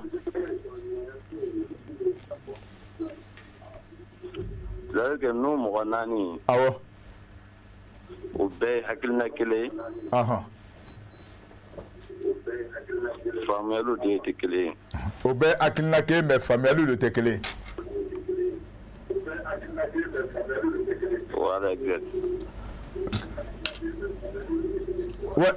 Bon non, il y a. Il kana télé ma kono, il veut kuma direct là en club il ka kuma bani. OK, merci. Ni yenyo mo fole ale ya ira ka fogo abe famelu de tekele. Ya fama. Donc mo flana, allô? Namuri, allô? Allô, Anche Namuri, kawole kabomi? Kabo Jugoran Para. Jugorani Para. Ok, Ningali Bouloa. Voilà, ame bela jelen fo émission keba o ka police bobele rema. Awo? O ka police anga invité bela jelema. Awo. Voilà, ne ba ben le cerveau nous ga mouvement. France gatan quoi. Awo.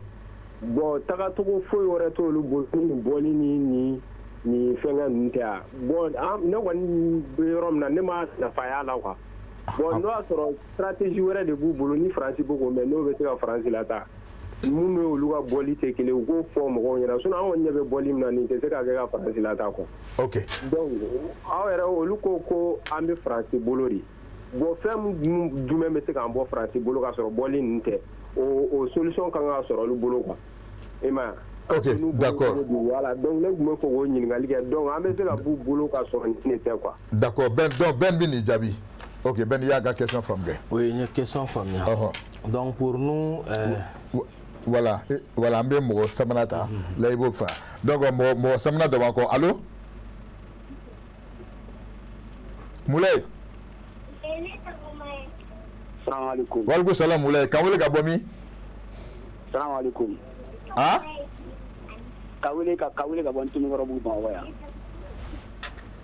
N tɔgɔ ye Moulay Berté. Ko ka bɔ min? Ka wele kɛ ka bɔ Bamakɔ yan. Bamakɔ. Ntomikɔrɔbugu Bamakɔ. D'accord, tɛmɛ ni kuma ye. Ntomikɔrɔbugu Bamakɔ. Ntomikɔrɔbugu Bamakɔ. Awɔ. Non. Ne bɛ fɛ ka min fɔ quoi. Ben de cerveau. Ben de cerveau, awɔ.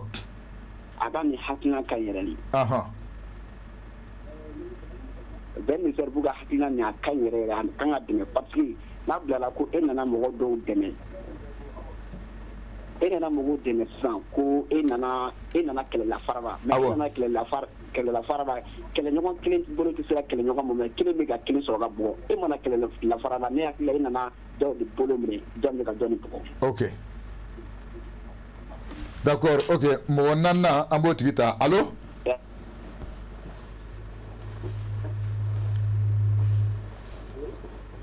Yakuba allo. allo. an cɛ. Kan wele ka bɔ min? Ka wele ka bɔ Dawudabugu la. Dawudabugu. Ɲininkali bɛ yen wa? Awɔ ɲininkali bɛ yen. Est ce que allo. Oui an kulo b'i la e ka kuma. Voilà ne ka Ben de ɲininka quoi. Ben de cerveau toujours Ben de cerveau voilà parce que anw bɛ ko kɛ ka dun ka nimisa tuguni de. Voilà, parce que an bɛ ko kɛ kaliba dun ka dun ka nimisa kɛli la quoi.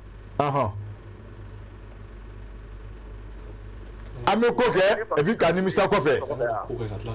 An kana ko kɛ ka tila ka nimisa. Awɔ ni fantɛ tɛ ko tuguni an tɛna nimisa tuguni yan. Ok. D'accord a faamuna. Voilà o de bɛ nin kɛ. Ture b'an kɔ Ture an cɛ.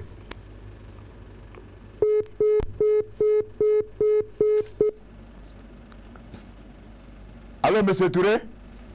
Oui, salam alaikum. Walaikum salam. Kan wele ka bɔ min? Abdulwahab Teredo ka bɔ Washington. Washington, ok. N bɛ foli d'i ma. Awɔ. Ɲininkali damadɔ bɛ n fɛ. Fɔlɔ o bɛ tengu Ben le cerveau la. Ne bɛ fɛ k'a dɔn u ka bɔli sen fɛ ko gilet jaune mɔgɔ dɔw tun bɛ yen. U nana u ka nali a ye nafa jumɛn de se Mali ma? Allo? Oui. On bɛ fɛ k'a dɔn gilet jaune mɔgɔ mun nana ka na marché k'olu dɛmɛ. Mɔgɔ min bɔra voilà a tulo b'i la ok. Filanan fana ye mun ye? N bɛ fɛ k'u ɲininka u bɛɛ lajɛlen. San 7 in Faransi bɛ yan ani force wɛrɛw b'u bɛ yan. Diagnostic ye mun ye? Diagnostic ye mun ye? Mali sécurité la mun ma marché. Sabanan. Est-ce que a ma kan wari mun dunna olu bɛ se ka mun fɔ armée ka wari mun dunna k'a dɔn an bɛ don min na bi mun na a ma dɔn. Ok. Olu ka hakilina ye mun ye? D'accord. Bon naaninan o ye commentaire ye ne kɔni bolo. Jamana bɛ yɔrɔ min na. An kan k'an ka armée de l'air an k'an gɛlɛya ni MINUSMA ma na k'a bɛ Mali kɔnɔ ni san damadɔ na. N'an bɛ se k'an ka armée de l'air dilan kosɛbɛ o de ne ka hakilina ye. Ok merci beaucoup ka bɔ Washington an b'i fo voilà donc nin tɛ maa duurunan yan. Ok d'accord allo. Allo. An cɛ. Sulemani Tugura don Masala. Masala ok. Sisan an bɛ débat min na nin ye vraiment débat taabolo a ka ɲi. Ok.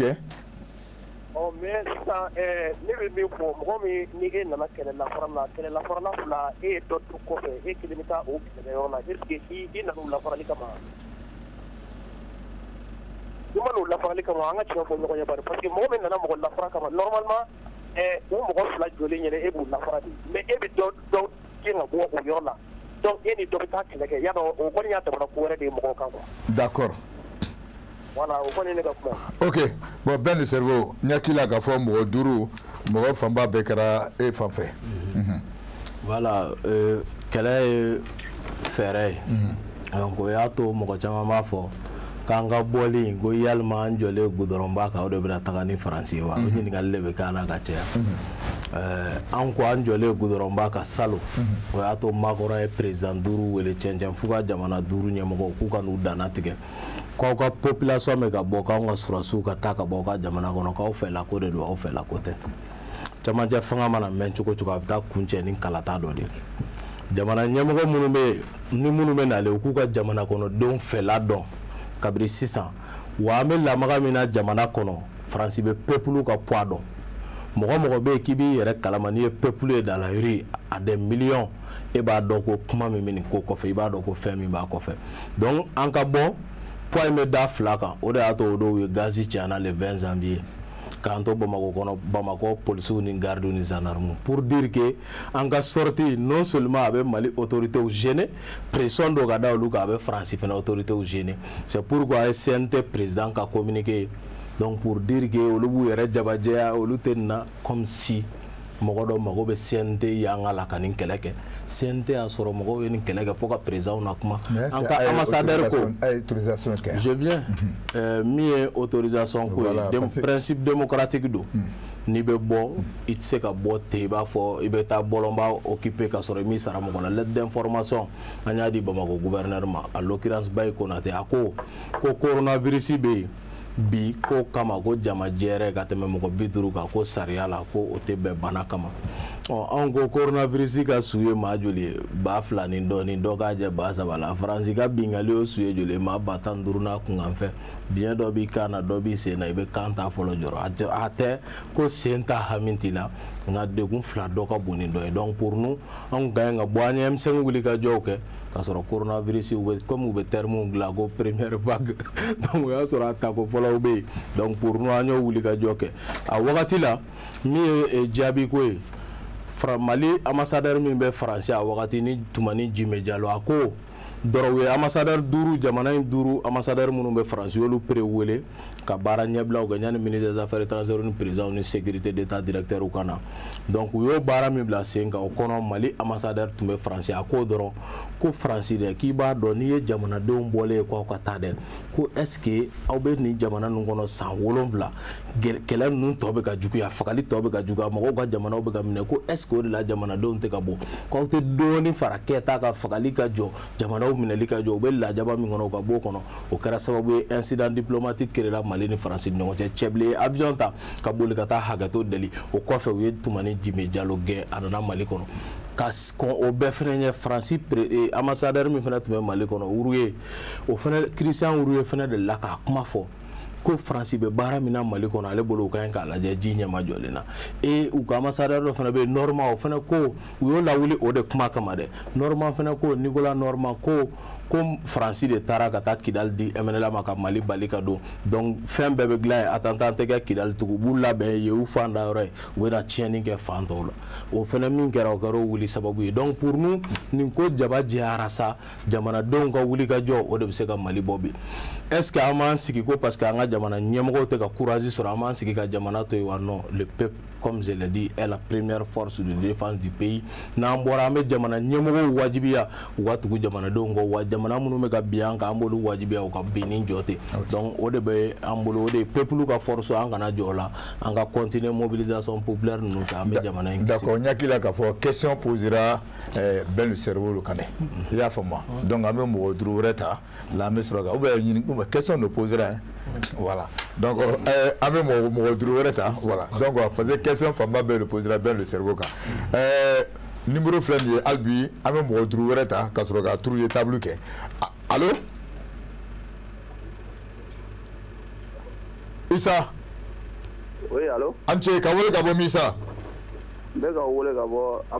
Amdalaye ok kuma b'i bolo Isa bon ne ka kuma ye min ye awɔ ɲininkali kɛ Ne ka question me poser Amidou Diawate, Amidou Doumbia. Amidou Doumbia, yelema. Yelema. Ne bɛ fɛ ko a f'u ɲɛna u ka courage politique sɔrɔ fɛn dɔw bɛ yen nɔ a bɛ ka jamanakɔnɔdenw tɔɔrɔ ka se ka bɔ k'a fɔ. O fɛn jumɛn ye? Jateminɛ. N'i y'a ta ka jateminɛ Musa Mara taali min kɛ Kidal. Musa Mara taali Kidal awɔ. Voilà, malien joli de sara a wagati kɔnɔna na ne bɛ fɛ k'a ɲininka a responsabilité a bɛ jɔn de kan. Ok, a responsabilité bɛ jɔn de kan? Mara de don wa? Ok. IBK de don wa Musa Mara de don? Ok. Parce que bɛɛ y'i dégager ka bɔ a ko la. Voilà, bon, ok, d'accord, problème t'a la. D'accord. Bon, mon frère, on m'a fait gagner k'a fɔ an bɛ question mun kan nin i y'a faamu an ka don babu kɔnɔ donc Musa Mara taalen ça c'était en 2014 i y'a faamu sisan voilà donc an bɛ hakɛto ɲini k'i fɛ donc an bɛ kuma ni babu an bɛ babu mun kan donc an bɛ don voilà a bɛ na mɔgɔ wɛrɛ bɛ na don allo an ka ɲɔgɔn faamu ni mɔgɔ min bɛ téléphone ci an bɛ babu mun kan bi an ka don o kɔnɔ. Là maintenant le Ben Cerveau bi ya Ismaila Kulubali bi ya Ibrahima Tamiga bi ya ani Amidou Doumbia an bɛ don o fɛn kɔnɔ mɔgɔ filanan wɛrɛ bɛ tuguni yan. Ouais, wele ka question tun bɛ min kan. Ka wele ka bɔ min? Quartier Mali. Quartier Mali, ok. Voilà. Wele ka question tun bɛ min kan. Parce que komi bɛɛ bɛ ka reçu ka nali fɔ. Ben le cerveau a reçu. Afghanistan, Taliban bɛ Afghanistan minɛ wagati min ni Américains tilala ka taa intervention na Afghanistan est ce que reçu tun tɛ yan sinon ne bolo tubabu ninnu bɛɛ ye kelen an kɔni an bɛ fɛɛrɛ de kɛ dɔrɔn ka fara an ka cɛdenw kan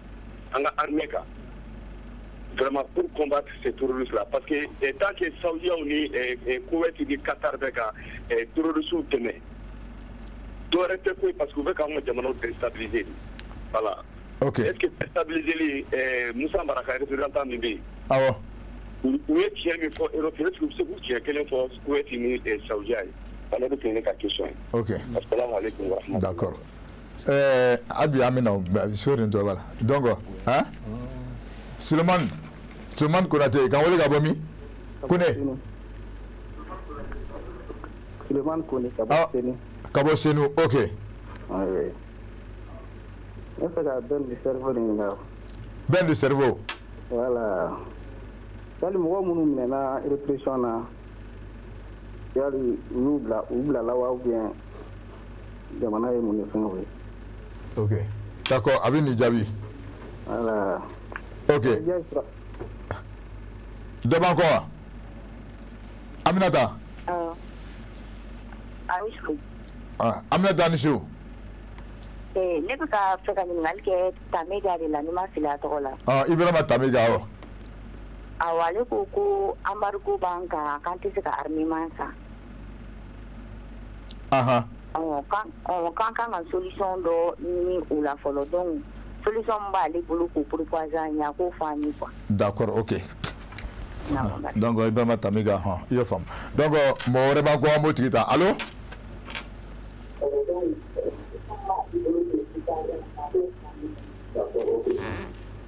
Voilà, bon, ne bɛ ka question bɛ min kan. Awɔ. Voilà, o ye allo n tulo b'i la. E ka ɲininkali ye jumɛn ye? Ne ka ɲininkali ye min ye ne bɛ Ben le cerveau ale Kulubalikɛ ne b'olu féliciter kosɛbɛ. Maintenant ka Tamiga ani Doumbia. Awɔ. Ne ka ɲininkali ye min k'a jira Tamiga ani Kulubalikɛ sɛgɛn Tamiga ni Doumbia. Awɔ.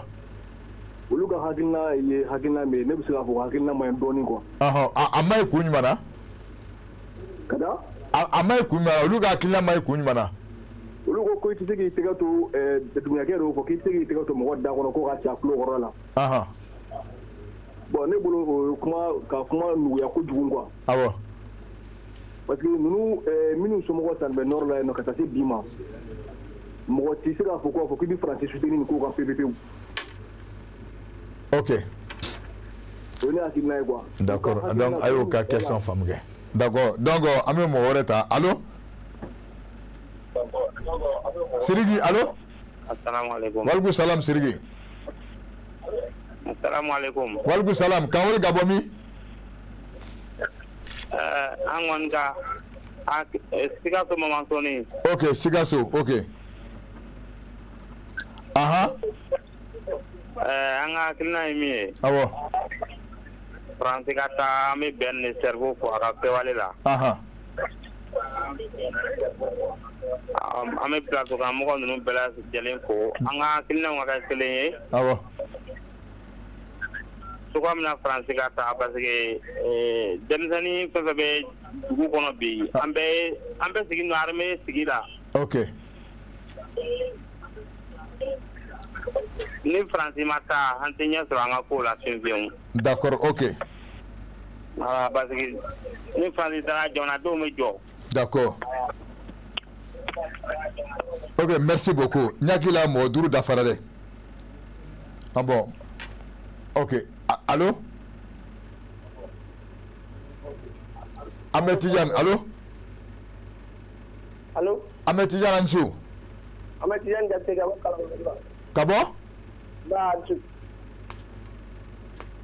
Kalabankura. Ah, Kalabankura, OK. Bon, mais va bien soutenir quoi. Kadio? Ben le cerveau. Aha. On va pas soutenir quoi. Ah, d'accord, quoi de soutenir? Bon, tout le monde me fait Kafounia là. Ah. Quoi qu'on te dit qu'on t'y quoi. OK. Donc, bon, Thomas Sagaran, il y a quand le peuple se met de l'impérialisme tremble quoi. Aha. Donc, Malien c'est ça, Mali c'est ça, il y a quoi Malien encore quoi. OK. Donc, dans le monde a fait, n'a pas chose. Quand il y a trop faux, c'est mal la même quoi. Oh, d'accord. Bon, dans mon cœur. Alors, à mon tita, il y a moi. Allô? Allô?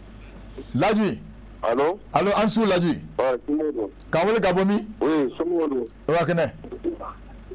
Oui, allô? Allô, Ladji, Mawole Gabomi? Gabon la Guinée. La Guinée, OK. Ouais, c'est moi. Ah ouais? C'est bon la Guinée. OK. Ni ba wole Gabon la Guinée. Ah ouais, aya femme, te meni ningali? Wakene. Wakene. Bon, ay ka débat ni be la Guinée, la mais ka débat ni. Bon, ni be ay ka débat ni mba suivi depuis la Guinée.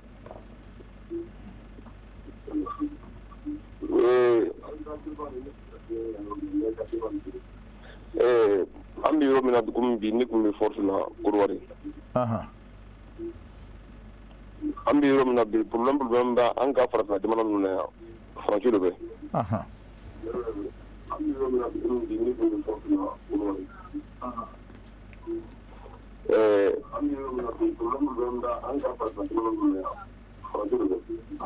Olo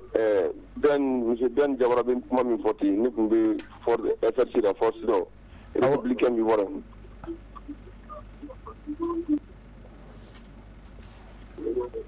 Wolo ni be min fo kabale ya ni mali do wele be se kabuli ka le bandike na ti ka nyaade ko atna ti ka ben.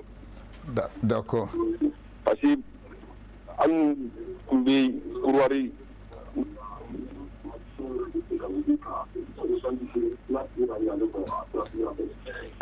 anu ka an ta ke yɔrɔ la a tɛmɛ cogo min na ne bɛ lajɛnɛ yɔrɔ la. D'accord. n gbɛna kun bɛ na ka na lajɛnɛ n b'a lɔ sama sɔrɔla français ko nin de fɛ. OK. D'accord, merci beaucoup. Parce que lajɛnɛ mali a bɛɛ kelen n'i tora bɛ mali kan a bɛɛ lajɛnɛ kan. D'accord. Oro nanu ya mɛn ko an badenmaw bɛ sɛgɛ français bolo a b'an tɔɔrɔ parce que olu t'an ka fan dɔ. D'accord. OK. Merci, Allah ka ɲaga d'an ma. Ami. Ah, merci. Nyakila fo tamiga. Wala balanceo embargo koni. Ite ɲɛfɔli kɛ a la kosɛbɛ pour que an bɛ embargo ko fɔ effectivement hali n balimakɛ Amidu fana kun ko ni peut-être ni ale fana chien floye quand même je crois que en balma chamambe non munu be ga aname télé jabaran nabi n'olu caman fana bɛ yen minnu delila ka kuma mɛn donc ne tɛna plateau kan o tɛ n ka habitude la ka fɛn fɔ fɛn min ti fɛn basigilen fɛn kuma tiɲɛman ye je crois que an yɛrɛ ka faamaw de y'a kumakan nabɔ wagati dɔw la politisi ɲɛmɔgɔ dɔw fana bɔra ka kuma sinsinya wagati dɔw la donc o ye tiɲɛ de fana ye k'a fɔ ko parce que Mali bɛ guerre la o ye fɛn min kɛlen don ka embargo bi an kan ko parce que an bɛ guerre la donc en temps de guerre n'i y'o pays kelen permettre ka sanni modèle dɔ kɛ kɛlɛkɛminɛn na o ye diɲɛ selekemaw ka tɔnba n'o ye ONU ye ani jamana wɛrɛw ani minnu bɛ baara kɛ c'est des dispositions qui existent a daminɛ bi la donc ni jamana bɛ guerre la en tout cas pays min tɛ se ka a yɛrɛ ka sécurité assurer cogo dɔ la donc u b'a éviter i ka armement wɛrɛ san facilité modèle dɔ kɔnɔna la k'a bɛ se ka kɛlɛ in nata juguya donc o kɔnɔna la embargo kɛra an kan o kɔrɔ tɛ ko moi je soutiens ne bolo embargo man ka kɛ Mali kan an bɛ wagati min na i ko bi parce que embargo kɛra an kan wagati kɔnɔna la an ka sɔrɔdasiw kɛlɛkɛminɛn t'u bolo wagati min embargo kɛra kan wagati kɔnɔna la sɔrɔdasiw kan ka équiper wagati min walasa ka terrorisiw kɛlɛ walasa ka Mali intégrité territoriale k'o défendu walasa ka na ni paix ani bɛn an ka kelenya ye an ka dugu kɔnɔna la donc embargo in kun tun ye o de ye ne tun bɛ fɛ ka sinsin yɔrɔ dɔ kan tuguni je crois que an balima minnu ye weleli kɛ a caman yira k'a fɔ an bɛɛ ŋaniya dɔ kelen bɛ yen nɔ o de b'an bɛɛ kɔnɔ Mali in kanu de b'an bɛɛ kɔnɔ an fɛn fɛn filɛ plateau kan yan nɔ peut-être an hakilinataw n'an ka kow kɛcogo tɛ kelen ye an bɛ fɛ kow ka basigi cogo min kow ka taa cogo min o tɛ kelen ye ne san 18 ne sigilen don Faransi ne bɛ se k'a fɔ ni plateau in kan yan nɔ Faransi ba akɛya yiriga caman bɛ yen Français ba yiriga caman bɛ yen minnu Mali bɛ dingɛ min kɔnɔ bi u fana haminako don u fana pɛrɛnnen don ka wuli sini Faransi yɛrɛ dugukolo kan k'a fɔ Faransi ɲɛmaaw ye ko dɔ bɛ ka kɛ Mali la bi nin ti ko ye ko min kan ka kɛ o Français ni anw dɔw bɛ se ka baara kɛ ɲɔgɔn fɛ an kan ka kɛwalew de changer kunun bɛnkan dɔw de tun bɛ yen an ye nouvelle génération de ye an bɛ se ka mun de kɛ pour que ani jamana tɔw ka lien coopération ka réinventer passion tɛ ka taa mankan ci kɛnɛbaw la o dɔrɔn tɛ ne yɛrɛ y'o kɛlɛ modèle kɛ o ne ye marche i b'a fɛ ka diɲɛ kɛ ko Ben Sɛbɛn n'u bɛ taa mankan ba min ci boulevard de l'Indépendance la o de tɛ wa non c'est pas n ti non parce que non ni kuma fɔ ni Wasigi n ti ka kuma fɔ i b'a fɔ lagosili tɛ o ne k'a fɔ kɛlɛ taabolo kɛlɛ kɛcogo de kan ka yɛlɛma an kan ka plaidoyer wɛrɛw de kɛ an kan ka lobbying wɛrɛw de kɛ an kan ka guerre de communication wɛrɛw de kɛ mais an kan ka manifestation doivent éviter nous ridiculiser au fond et puis on doit rester cohérent intègre et fidèle à certains principes d'accord Francis Flenby en bas folaka ou gatao ameka kalange kan du mena français kana anteka ke français kana an opérateur économique caman bɛ yen nɔ bi n'u bɛ baara kɛ Mali développement na o ni français opérateur économique bɛ ka kɛ donc an bɛ se k'a fɔ Faransi bɛ an fɛ yan nɔ bi lakana taabolo min na o baara in tɛ ka kɛ an ka kɛwale wɛrɛw don a la an ka kɛcogo yɛlɛma mais an kana an to o sen fɛ o kɛlɛ sen fɛ ka dugu ni dugu kɔ don ɲɔgɔn na parce que an ka peuple fana ye peuple lien dɔw b'u ni ɲɔgɔn cɛ histoire dɔw b'u ni ɲɔgɔn cɛ an fɛn fɛn filɛ plateau kan an bɛɛ kan k'an jɔyɔrɔ fa pour que k'o lien ninnu réinventer pour le Mali de demain. Ok Ben. Oui. Voilà ne ka hakilina fanba ye min ye comme je l'ai dit lien tɛ exploitation de bɛ yen o de ye kuma tiɲɛ ye. Peuple français dogo gilet jaune ka nali an ka manifestation la k'a nafa kɛra mun ye voilà yɔrɔ mɔgɔ i mɛnna Faransi olu ye français yɛrɛ donc 18 ans olu bɛ wolola ye tubabuw de don olu ko an ma le 26 u yɛrɛ bɛ bɔ an nɔfɛ Faransi kɔnɔ u bɛ manifestation kɛ an ka nin wulikajɔ in ye débat wuli comme san tɛmɛnenw na Faransi parlement ka ɲi ka débat kɛ est ce que u ka sɔrɔdasiw ka to cɛncɛn fuga jamana kɔnɔ u ka taa février kalo tile 9 le 9 février dans 2 semaines o ye parce que la rue a fait trembler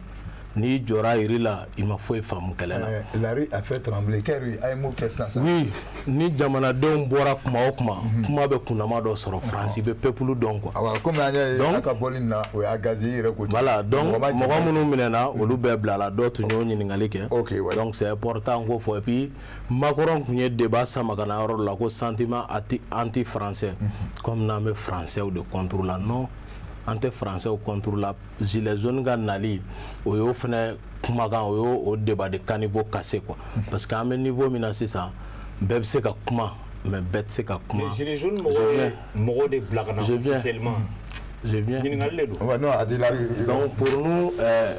ni ou ye ou ga mogo munun tumeya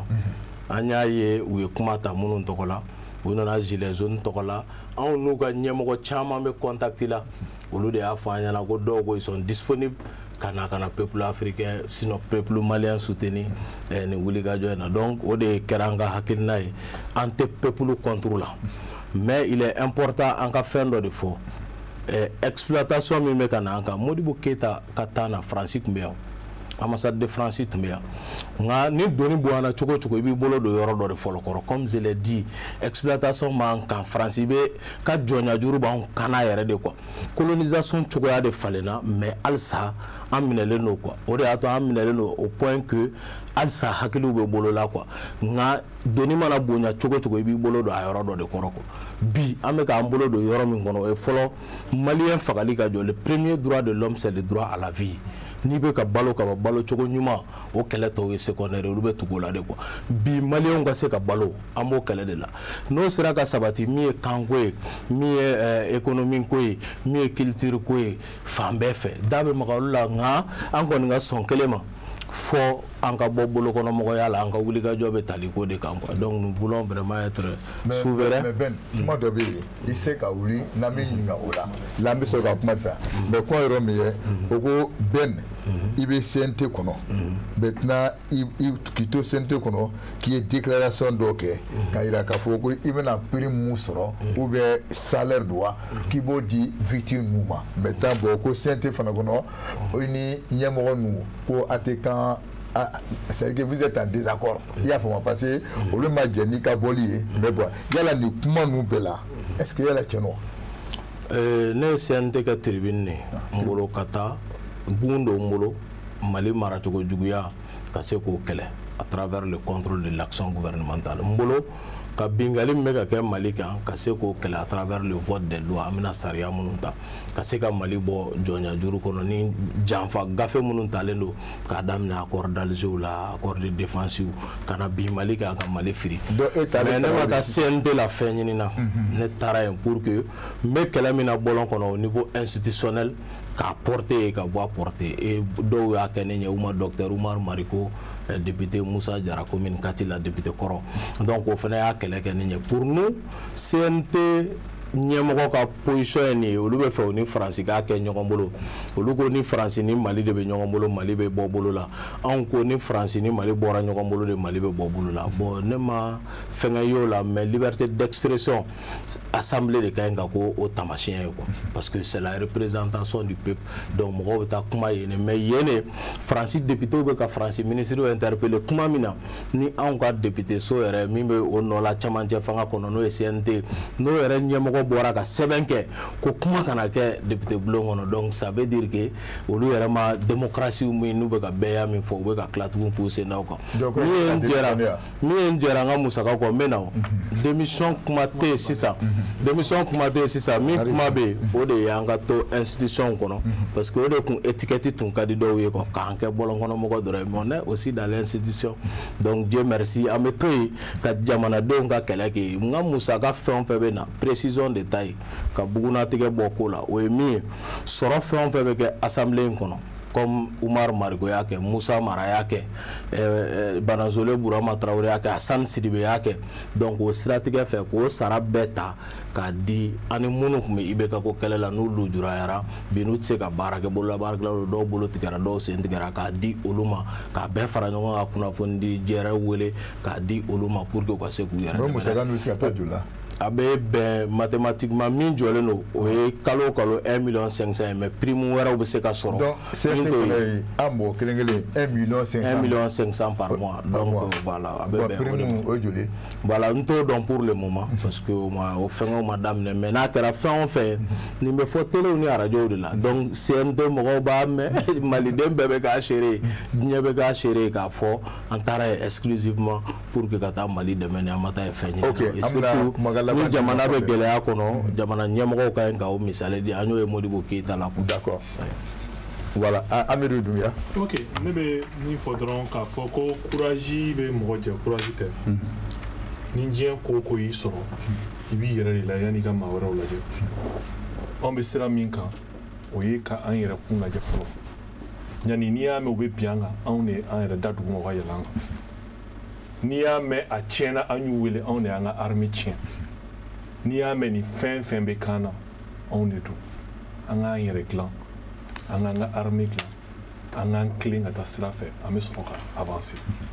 pour moi au début ce qui va c'est très facile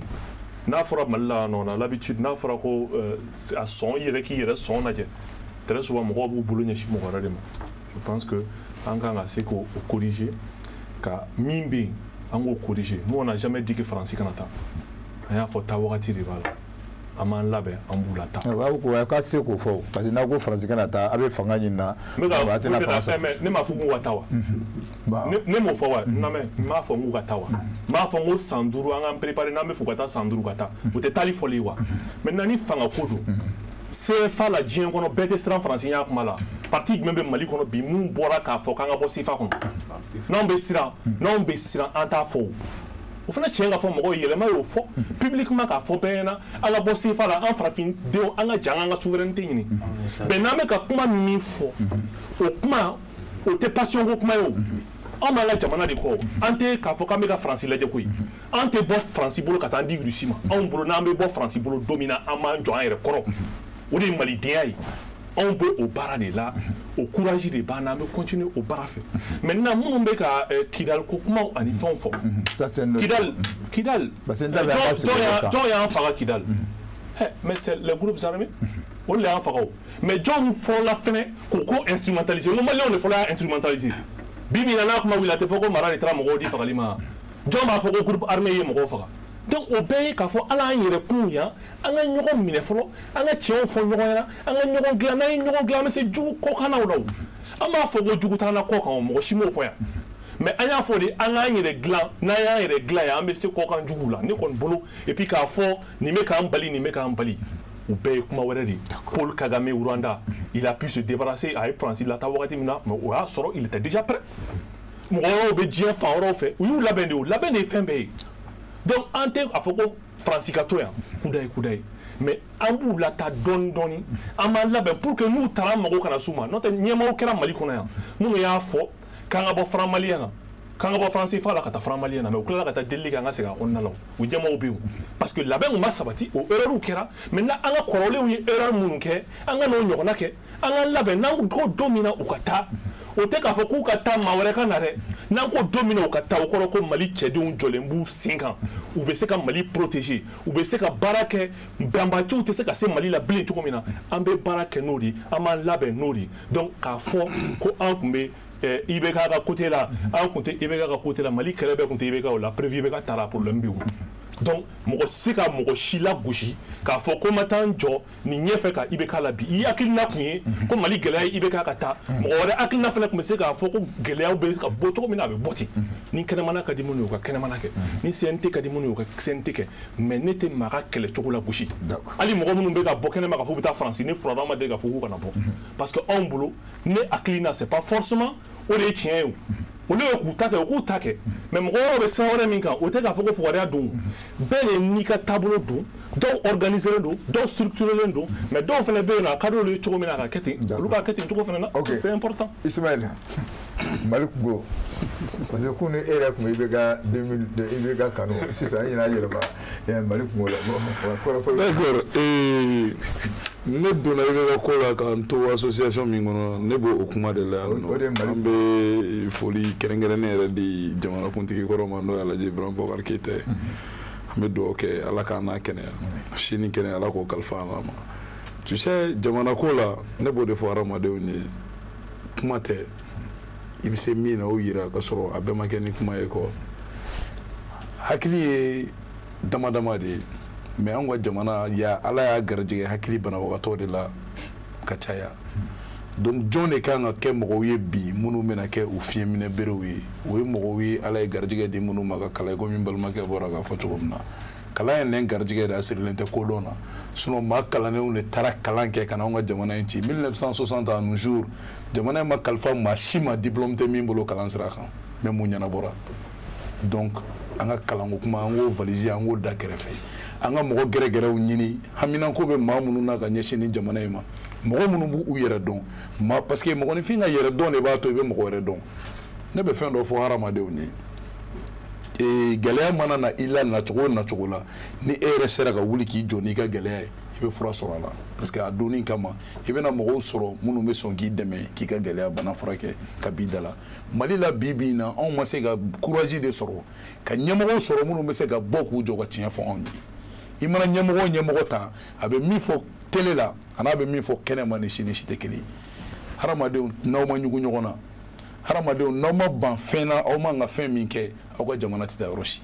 maliyɛn de bɛ bɔ a buranw ɲɛna mɔgɔ minnu sɔrɔ k'u denw d'a ma a bɛ bɔ k'i jɔ olu de ɲɛkɔrɔ télé la ka nkalon tigɛ a b'i sigi arajo la olu de ɲɛna ka nkalon tigɛ so kɔnɔ tiɲɛ tɛ kelen ye donc mali mago bɛ masakɛw la bi mali mago bɛ ɲɛmɔgɔw la bi mali mago bɛ faamaw la bi faama minnu sɔnn'u yɛrɛ la u bɛ se ka tiɲɛ fɔ u kɔmɔgɔw ye e ni ne jɛlen bɛ min na an bɛ maliko kuma de la an tɛ mɔgɔ si ka du kɔnɔ ko kuma la yan ni duko ko don an bɛɛ ka du an b'o gérer cogo min ka nɔgɔn an ma mais an jɛlen bɛ min na n'o ye jamana ye a ti jɔ ni nkalon de ye jamana o jamana bonyana bi a si tɛ bonya nkalon kan faransi sɔrɔsi min hakɛ min mana sa mali la o de bɛ fɔ faransi télé la ko nin sɔrɔsi hakɛ sara a sara k'a si to nin na wa nin gɛlɛya ni gɛlɛya de kɛra sababu ye mais an taw bɛ sa yan nɔ a bɛ dogo donc o jamana bɛ ɲɛnabɔ cogo di e bɛ se k'u dɛmɛ cogo di an bɛ se k'an ka jamana dɛmɛ cogo di jamana ɲɛnama fɛn fɛn bɛ diɲɛ kɔnɔ kalanso bɛ yen jamana yɛrɛ kalanni kama kalanso bɛ yen mɔgɔw bɛ taa kalan yen de pour que u ka kɛ jamana sini o misali dɔ Israël jamana ye Israëlɛnw tɛ sɔn mɔgɔ si ka kalanko baara parce que u bɛ fɛ u ka jamana ka to a ka d'u ye cogo min na l'américain jamana bɛ tan an bɛ ka kuma faransi ninnu minnu kan u b'u ka jamana de kalan u ka jamanaden kun mun de la anw ta tɛ kalan ta o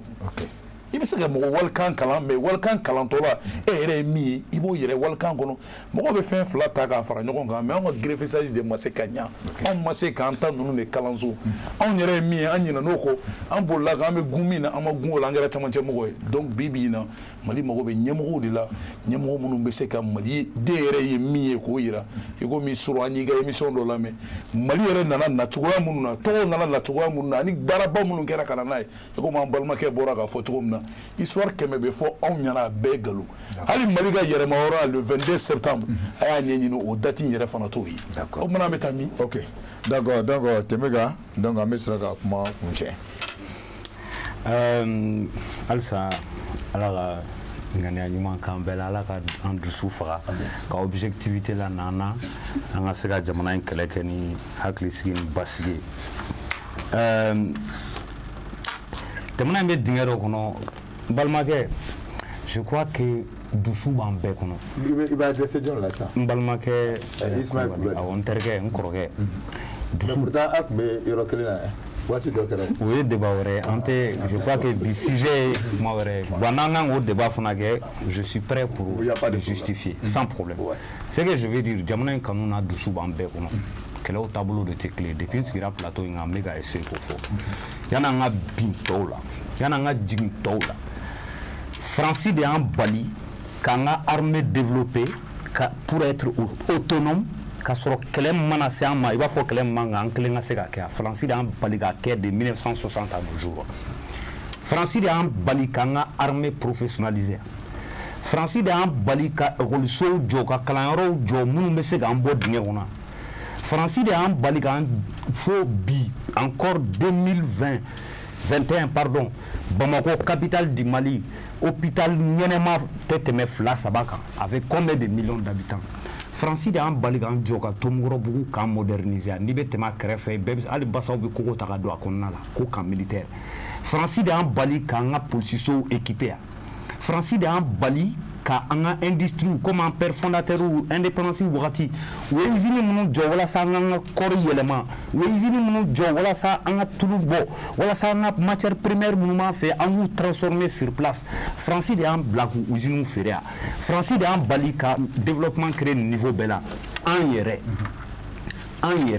donc ne va kuma famba borira yana nga to accuser en yere kan organiser au profit de l'autonomie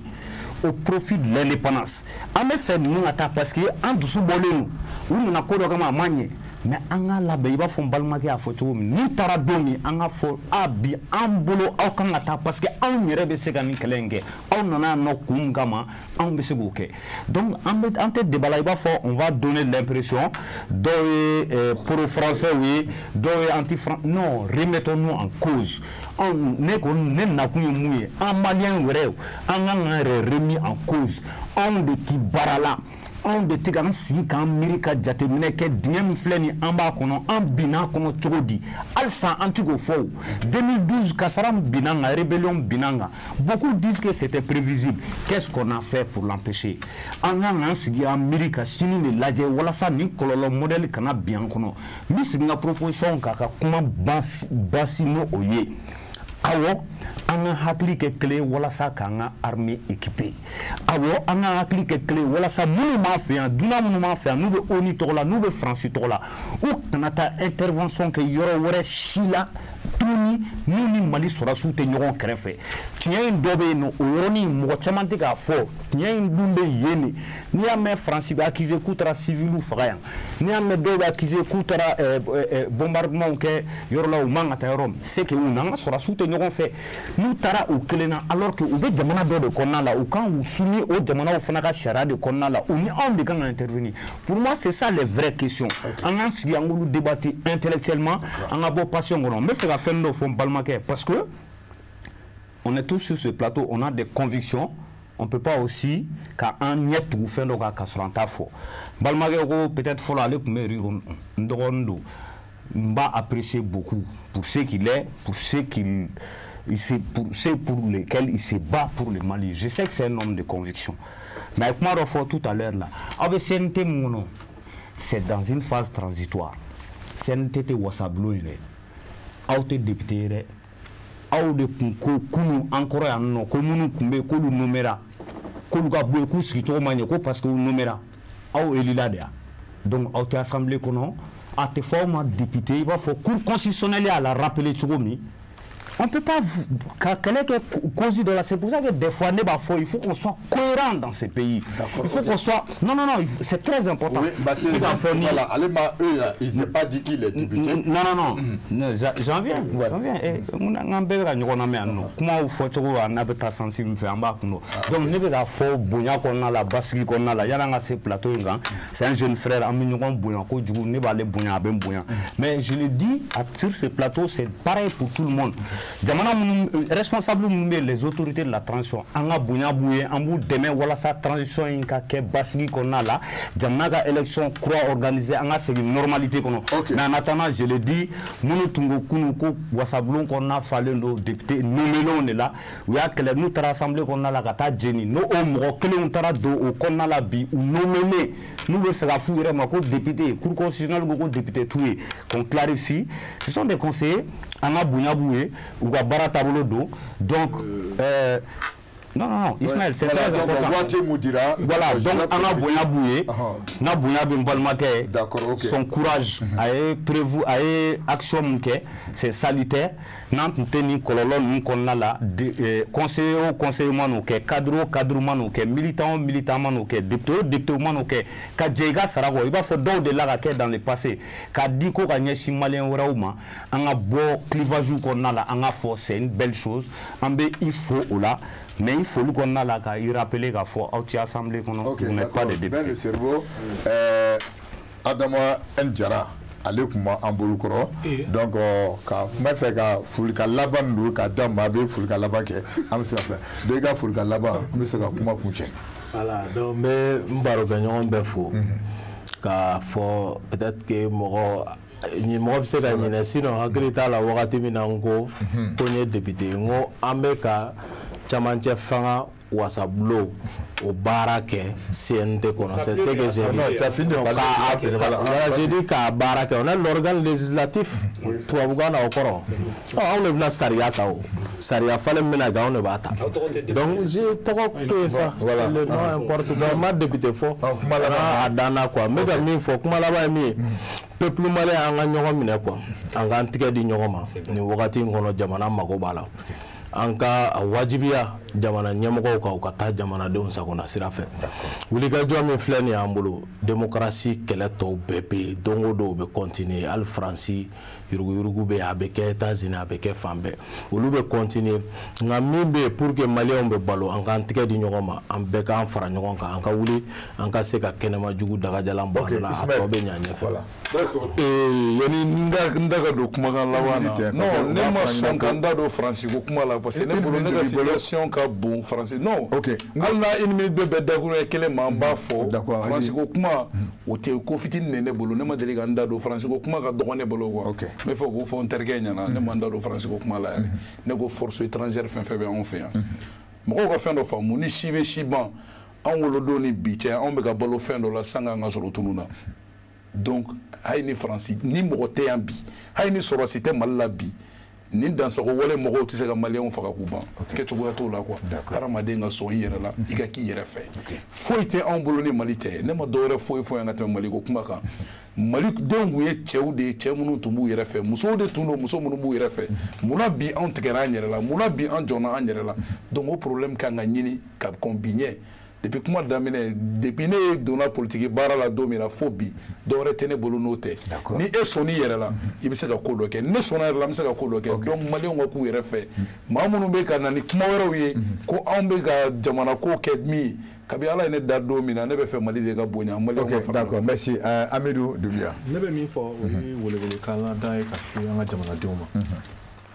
dien ko yi so ibi yere fu de la dia l'archi est un modèle pour le sage. Quand il rate le milieu de la cible, il cherche la cause en lui-même. Il y a un lajɛ an ka dali dɔ fana b'a fɔ I bɛ kɛlɛ fɔlɔ min kɛ diɲɛ kɔnɔ I b'i yɛrɛ jogo kun kɛlɛ fɔlɔ yanni ka fɛn wɛrɛ kɛ o b'a permettre I bɛ se ka fɛn caman réaliser k'a fɔ maaw ɲɛna Faransi tɛ Mali bɔ bolo la Russie tɛ Mali bɔ bolo la Allemagne tɛ Mali bɔ bolo la MINUSMA tɛ Mali bɔ bolo la Maliens de bɛ se ka Mali bɔ bolo la o bɔbolola in bɛ kɛ ni mun ye maracogo ɲuman o bɔɲɔgɔnna in bɛ kɛ ni mun ye an k'an ka armée dilan o bɔɲɔgɔnna in bɛ kɛ ni mun ye ka an fara ɲɔgɔn kan an ka don da kelen fɛ an ka bɔ da kelen fɛ an k'an ka priorité dɔn priorité ye min ye ka cɛdenw ɲini cɛden minnu bɛ se k'u jɔ an ka jamana kɔnɔ ka intégrité territoriale protégée ka ɲɛmaaw ɲini ɲɛmaa minnu b'u tile ani ɲɔgɔn cɛ ka maaw ɲini maa minnu bɛ hinɛ na maa minnu bɛ se ka baara kɛ Mali ka sinsin ni Mali sinsinna a bɛ se kɔkan jugu la mais ni Mali sinsinnin tɛ n'i ye kɔkan jugu gɛn I bɛ tila ka boli ka taa nɔfɛ Ala k'an kisi o ma n bɛ dugawu kɛ Ala ka Mali kisi Ala ka Mali dɛmɛ Ala ka Mali kanu don an bɛɛ lajɛlen an bɛ Cherifla filɛbaga bɛɛ fo vraiment k'a yira la k'a fɔ ko su in na maa min tun b'an bolo kɔrɔ yan Adama N Jara donc Ben Jara k'an b'a fɔ ma ko Ben le cerveau an bɛ I fo kosɛbɛ I ni ce I nana an ka wuli la Ibrahima Tamega vraiment an fana b'i fo I nana an ka foli la donc vraiment merci beaucoup Ismaïla Kulubali voilà an b'i fana b'i fo kosɛbɛ I nana an ka wuli la vraiment merci I ni ce Amidou Doumbia an fana b'i fo vraiment an ni ce kosɛbɛ donc a tɛ wuli yan n'a ma mɔgɔ min kɛra sababu ye pour que an bɛ se ka a dɛmɛ cogo min na an bɛ groupe administration gestion Cherifla Sama Kulubali a n'a ka membre an b'u fo n'olu tɛmɛna ka bɔ yen an bɛna Ousmane Sogora ale ye directeur général Cherifla la an b'a fana fo n'an bɔra dɔrɔn an bɛna commission technique la mun ye Buya Kulubali an b'a fo Mohamed Keita an b'a fo Adama S Kulubali k'a fo NB Boubacar Traoré k'a fo Musa Bala Traoré k'a fo ani Jabate k'a fana fo n'an bɔr'o la sisan an bɛna rédacteur en chef mun ye Musa Fonba ye Musa Fonba an b'a fo kosɛbɛ ka bɔ dɔrɔn ka sin ka commission direction commerciale ani marketing ani garde fɛn fɛn bɛ duguma yan an b'u bɛɛ fo vraiment k'a kun cɛ ni foli Ousmane Cherif Madane Aidara k'a fo kosɛbɛ n'a ka denbaya la vraiment a k'an bɛn dimanche wɛrɛ